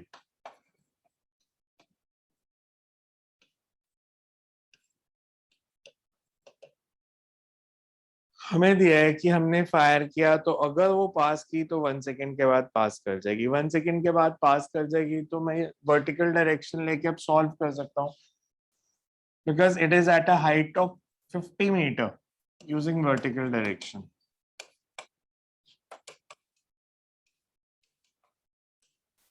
Vertical direction में डिस्प्लेसमेंट दी है 50, वर्टिकल वेलोसिटी है u by time 1 second. t की वैल्यू अगर मैं 10 ले लेता हूं तो u sin theta comes out to be, ये 1 है, 55. So if it has to pass through hoop A, velocity should be 55 vertical velocity. अब मेरे को लॉजिकली बताना, अगला पार्ट लॉजिक का. अगर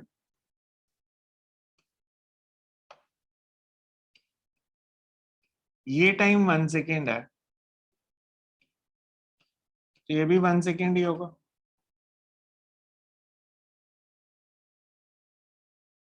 होगा या नहीं होगा? होगा. तो ये डिस्टेंस भी 40 होगा फिर सिमेट्री, तो x इज 40. तो हमारे ऑप्शन आ गए, ये ठीक है.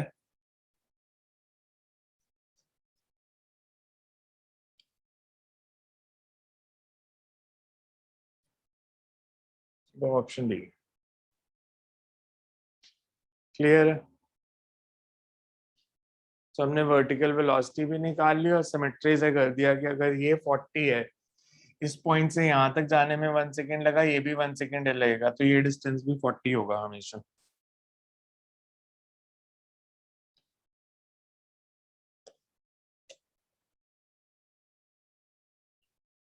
लेंथ कांस्टेंट के सारे क्वेश्चन डाउट्स में डाल दिए सबने. लेंथ कांस्टेंट का मेथड नहीं आता, वो 50 के आगे जो थे पुलिस लगी हुई थी जहाँ पे. फिर एक बार वो दोबारा करवा देना थोड़ा सा.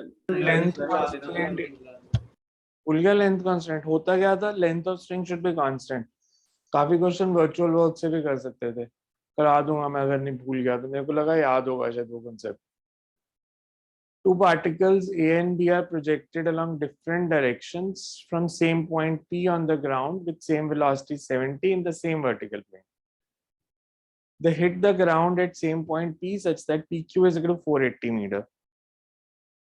So basically range same दिया है, तो एक एंगल थीटा और एक 90 माइनस थीटा. हाँ जी सर. सर इसके अंदर बस लास्ट वाला ऑप्शन समझ में नहीं आया था, मतलब क्या था इसका? The bisector of angle between the direction of projection makes an angle, मतलब उन दोनों का जो थीटा 90 माइनस थीटा आपने अगर निकाल लिया हाँ तो जी उसका जो बाइसेक्टर है उसका एंगल उन्होंने क्या 45 बन रहा है हॉरिजॉन्टल के साथ. हमें रेंज दिया है, हमें इनिशियल वेलोसिटी भी दिया है, तो थीटा 90 माइनस थीटा निकाल लो ना कितना आता है. 37 आया था, दूसरा 53 आया था. तो 37 प्लस 53/2 वो बाइसेक्टर हो जाएगा 45 डिग्री. सर बाकी क्वेश्चन हो गए. सो बेसिकली आपको रेंज सेम दी थी, टाइम ऑफ फ्लाइट की रेशियो निकालनी है.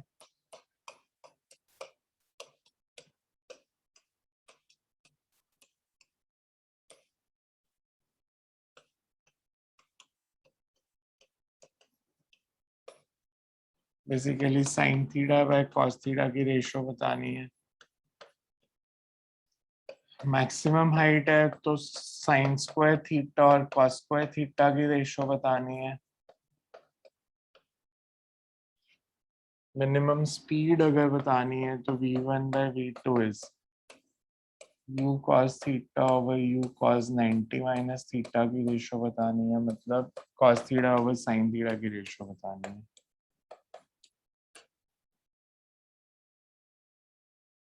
सो वैल्यूज निकाल लेनी थी. हमें रेंज गिवन है 480 metre, u square sine 2 theta by g.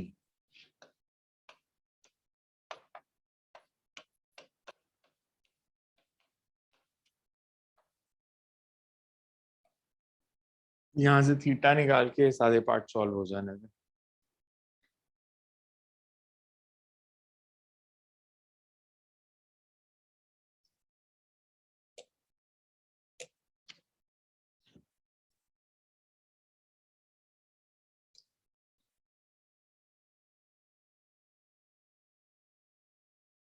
Two particles P and Q are projected simultaneously from point O on level ground in the vertical plane with same speed in direction making an angle of 30 degree and 60 degree respectively with horizontal. हमें दिया same vertical plane same speed, एक का angle theta एक का angle 90 minus theta, तो range तो same ही होगी। हाँ जी सर, 30 पे वर्टिकल 69 वेलोसिटी सेकंड बॉडी की ज्यादा होगी तो मैक्सिमम हाइट सेकंड बॉडी की ज्यादा हो जाएगी। मतलब ये पिछले जो फॉर्मूले लिखे हैं वही लग जाने हैं इसमें, फिर टाइम हाँ ऑफ जी। फ्लाइट दोनों का अलग अलग होगा। सो बस सिर्फ वैल्यूज निकाल लो कितनी आती हैं, रेशियोज निकालते जाओ आंसर आ जाएंगे। वही सेम BCD क्वेश्चन है करते हैं। 244 वाला। हाँ जी सर, सही तो और ली हुई है।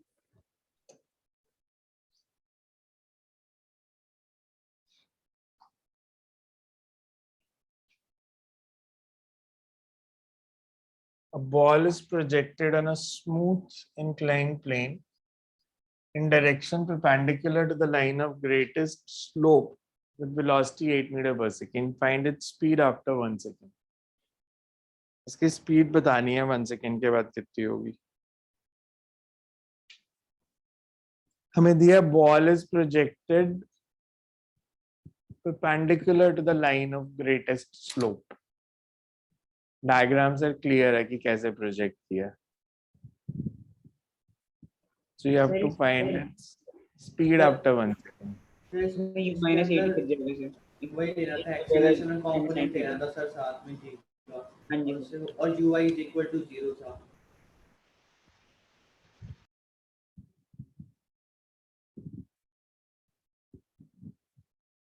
So values put कर दो तो आंसर आ जाएगा, बिकॉज एक्सेलरेशन हमारे को पता है g sin 37, तो 1 सेकेंड के बाद वेलोसिटी हो जाएगी 6, हॉरिजॉन्टल दिया 8। इस डायरेक्शन में तो कोई एक्सेलरेशन है नहीं, सिर्फ वर्टिकल डायरेक्शन सॉल्व करनी थी।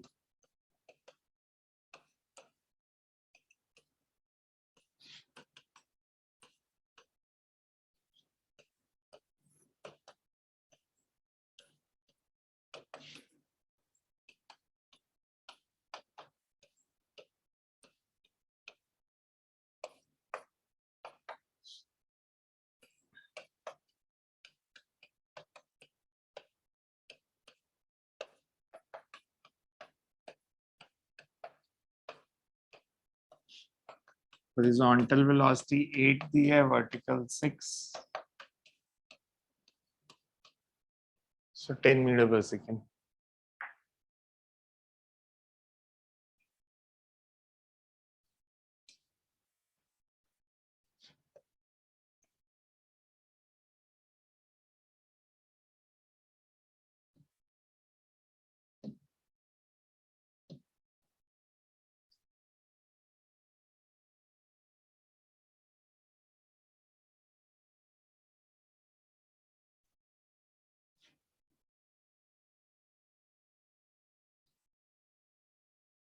In the figure shown, acceleration of A is 15I plus 15J.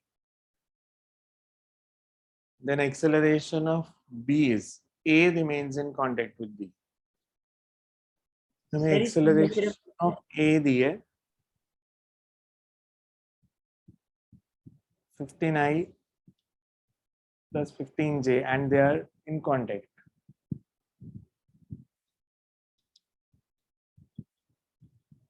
Sir इसके अंदर सिर्फ वही वाली कंपोनेंट लेना है ना एक्सेलरेशन में जो वेज के परपेंडिकुलर हो। नहीं, ठीक से सॉल्व करो।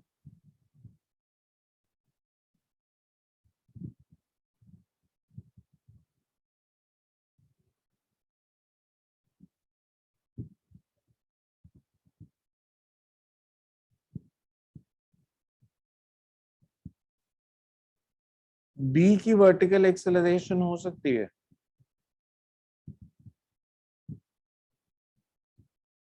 b की वर्टिकल एक्सेलरेशन हो सकती है? नहीं हो सकती सर। नहीं हो सकता। तो कौन सा कंसेप्ट लगाऊं मैं फिर? सर इसके अंदर पहले दोनों एक्सेलरेशन मार्क कर लो, आई कैप और जी जे कैप पहले, फिर उसको कंपोनेंट ले कर ले, वेज के परपेंडिकुलर एक वेज के पैरेलल, फिर वहां से जो परपेंडिकुलर कंपोनेंट होगा उसका वो बराबर हो एक्सेलरेशन के cos थीटा के। कंसेप्ट लिखो इसका। For two blocks to remain in contact. बहुत छोटा सा क्वेश्चन था ये। For two blocks to remain in contact, acceleration of A with respect to B. Acceleration of A with respect to B must be along the inclined plane. Acceleration of A with respect to B must be along the inclined plane.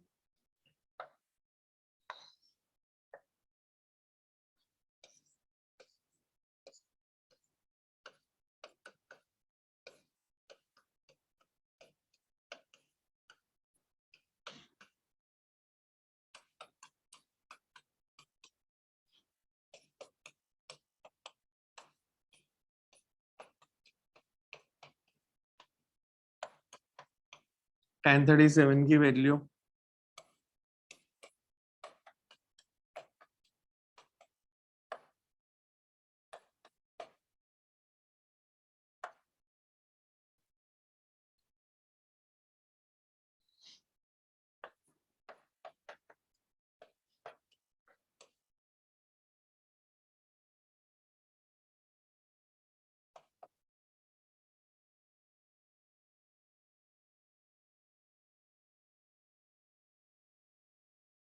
Sorry उल्टा लिख दिया ये ay by x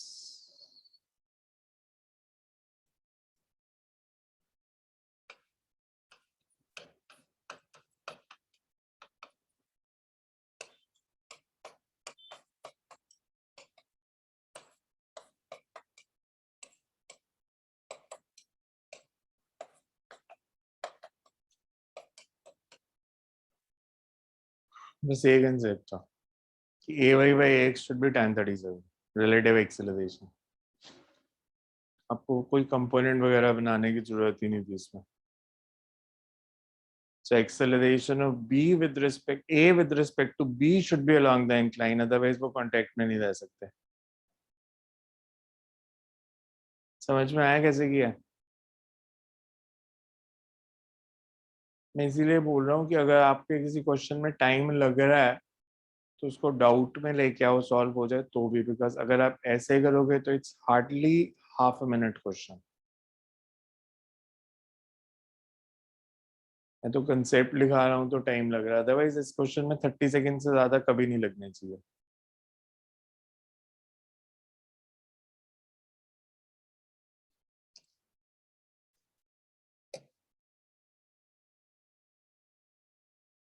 sir आगे बार पुली वाले थे, एक बार उनका concept समझा दो पहले प्लीज। ये अगली बार ही करते हैं, बिकॉज ये कॉन्स्ट्रेंट है, कॉन्स्ट्रेंट का मैथड सिखा के फिर नेक्स्ट टाइम कर लेते हैं इसको। कॉन्स्ट्रेंट नहीं करते अभी आज।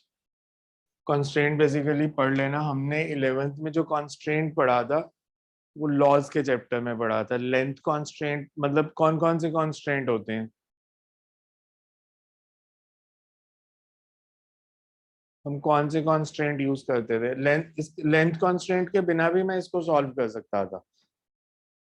दूसरा मेथड क्या होता था, अगर मेरे को लेंथ कॉन्स्ट्रेंट नहीं लगाना तो प्रिंसिपल ऑफ वर्चुअल वर्क याद है क्या था?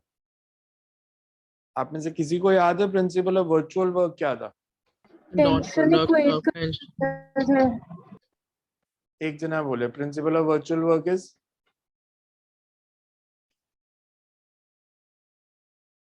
एक कोई बोले ना, दो जना आंसर दे थे, एक जना दो, just one. Principle of virtual work हम क्या यूज करते थे, एक्चुअल में क्या होता है? हम यूज कर रहे थे कि वर्क डन पे tension in the string is 0। But general concept होता है कि work done by internal forces होते हैं। इंटरनल फोर्सेस ऐसे न्यूमेरिकल में टेंशन ही होती है, तो हम टेंशन का वर्क डन 0 कर लेते थे। और दूसरा, हम पुलिस को बिकॉज मासलेस लेते हैं, तो पुलिस में नेट फोर्स हमेशा 0 लेनी होती है, तो वहां से हमारे पास टेंशन में रिलेशन आ जाता है। बेसिक फंडा ये होता है कि टेंशन इनटू डिस्प्लेसमेंट, अगर सिर्फ 2 पुलिस ही हैं तो टेंशन इनटू डिस्प्लेसमेंट का जो यहाँ 2 स्ट्रिंग्स हैं, सिर्फ 2 बॉडीज हैं, तो T1 into x1 plus T2 into x2 should be 0। तो उसको कैसे अप्लाई करना है, या लेंथ कांस्टेंट की लेंथ ऑफ स्ट्रिंग हमेशा कांस्टेंट रहेगी, वो कंसेप्ट यूज होता है। अगर इंक्लाइन प्लेन हो जाए तो वेलोसिटी अलोंग द स्ट्रिंग हमेशा सेम होती है बॉडीज की, तो परपेंडिकुलर द स्ट्रिंग नहीं देखते, अलोंग द स्ट्रिंग हम लेते हैं सेम वेलोसिटीज हैं। तो नेक्स्ट टाइम कर लेते हैं उस कंसेप्ट को, बट कल के लिए, कल वेडनेसडे क्लास है, that's a normal mains class. Projectile के डाउट्स अगेन टाइम दे रहा हूँ, 9:30 बजे तक रात को मेरे को डाउट्स आएंगे तो मैं उसको कल क्लास में ले लूंगा। बिकॉज अब 9:30 बजे तक अगर डाउट्स मेरे को भेजते हो तो मेरे को फिर 10:30 11 बज जाते हैं फिर भी एक एक क्वेश्चन की PDF बनाने में। तो इसलिए मेरे को 9:30 बजे तक भेजोगे तो मैं क्लास में डिस्कस कर पाऊंगा, फिर मेरे को मत बोलना कि रह गए। तो इसलिए कोशिश करके 9:30 तक डाउट्स भेज दो, नहीं तो फिर जो बाकियों के डाउट्स आ जाएंगे मैं वो डिस्कस कर सकता हूँ। बिकॉज अगर मैं भी 11 बजे तक सोऊंगा तो मैं सुबह आपकी क्लास लूंगा। हाँ जी, सर कल प्रोजेक्टाइल की असाइनमेंट की डिस्कशन है। कल प्रोजेक्टाइल की जो 70 या 80 क्वेश्चंस वाली असाइनमेंट है। And again 70 to 80 questions, ideal time to solve the assignment should be 2 hours, उससे ज्यादा नहीं। 2 घंटे में सॉल्व होनी चाहिए वो असाइनमेंट आपकी। असाइनमेंट कभी भी सॉल्व करते हुए फॉर्मूले नहीं देखोगे, आप पहले सारी प्रोजेक्टाइल के फॉर्मूले याद करोगे। सर्कल के क्वेश्चन है तो सर्कल के याद करोगे, प्रोजेक्टाइल और सर्कल के फॉर्मूले लर्न करके फिर आप असाइनमेंट सॉल्व करनी शुरू करोगे। जब तक आप असाइनमेंट सॉल्व कर रहे हो आप में से कोई बुक नहीं उठाएगा। That's not the way to solve the assignment. आपको कैसे पता चलेगा आपको कितनी चीजें याद है कितनी नहीं? जब आपने असाइनमेंट शुरू कर लिया, एक टाइम लिमिट में सॉल्व करोगे, आप देखोगे आप 2 घंटे में कितने क्वेश्चन कर पाए हो, और उस ड्यूरेशन में आप में से कोई बुक की हेल्प नहीं लेगा। आपने कोई फॉर्मूला नहीं देखना, उसके बाद कोई बुक नहीं उठानी, तो उसको फिल करके देखना आप कितनी देर में कर पाते हो। ये नहीं है कि ऐसा न्यूमेरिकल हमने 11th में किया था तो 11th का रजिस्टर उठा के ढूंढना शुरू कर दोगे। That's not the way. So आप जब असाइनमेंट शुरू करोगे उसके बाद कहीं से एक्सटर्नल हेल्प नहीं लेनी, फिर आपने तभी पता चलेगा आपको प्रोजेक्टाइल कितना आया है, सर्कुलर कितना आया। तो कल करते हैं मॉर्निंग इसके आगे, और ऑफलाइन क्लास कल दोपहर को 1:30।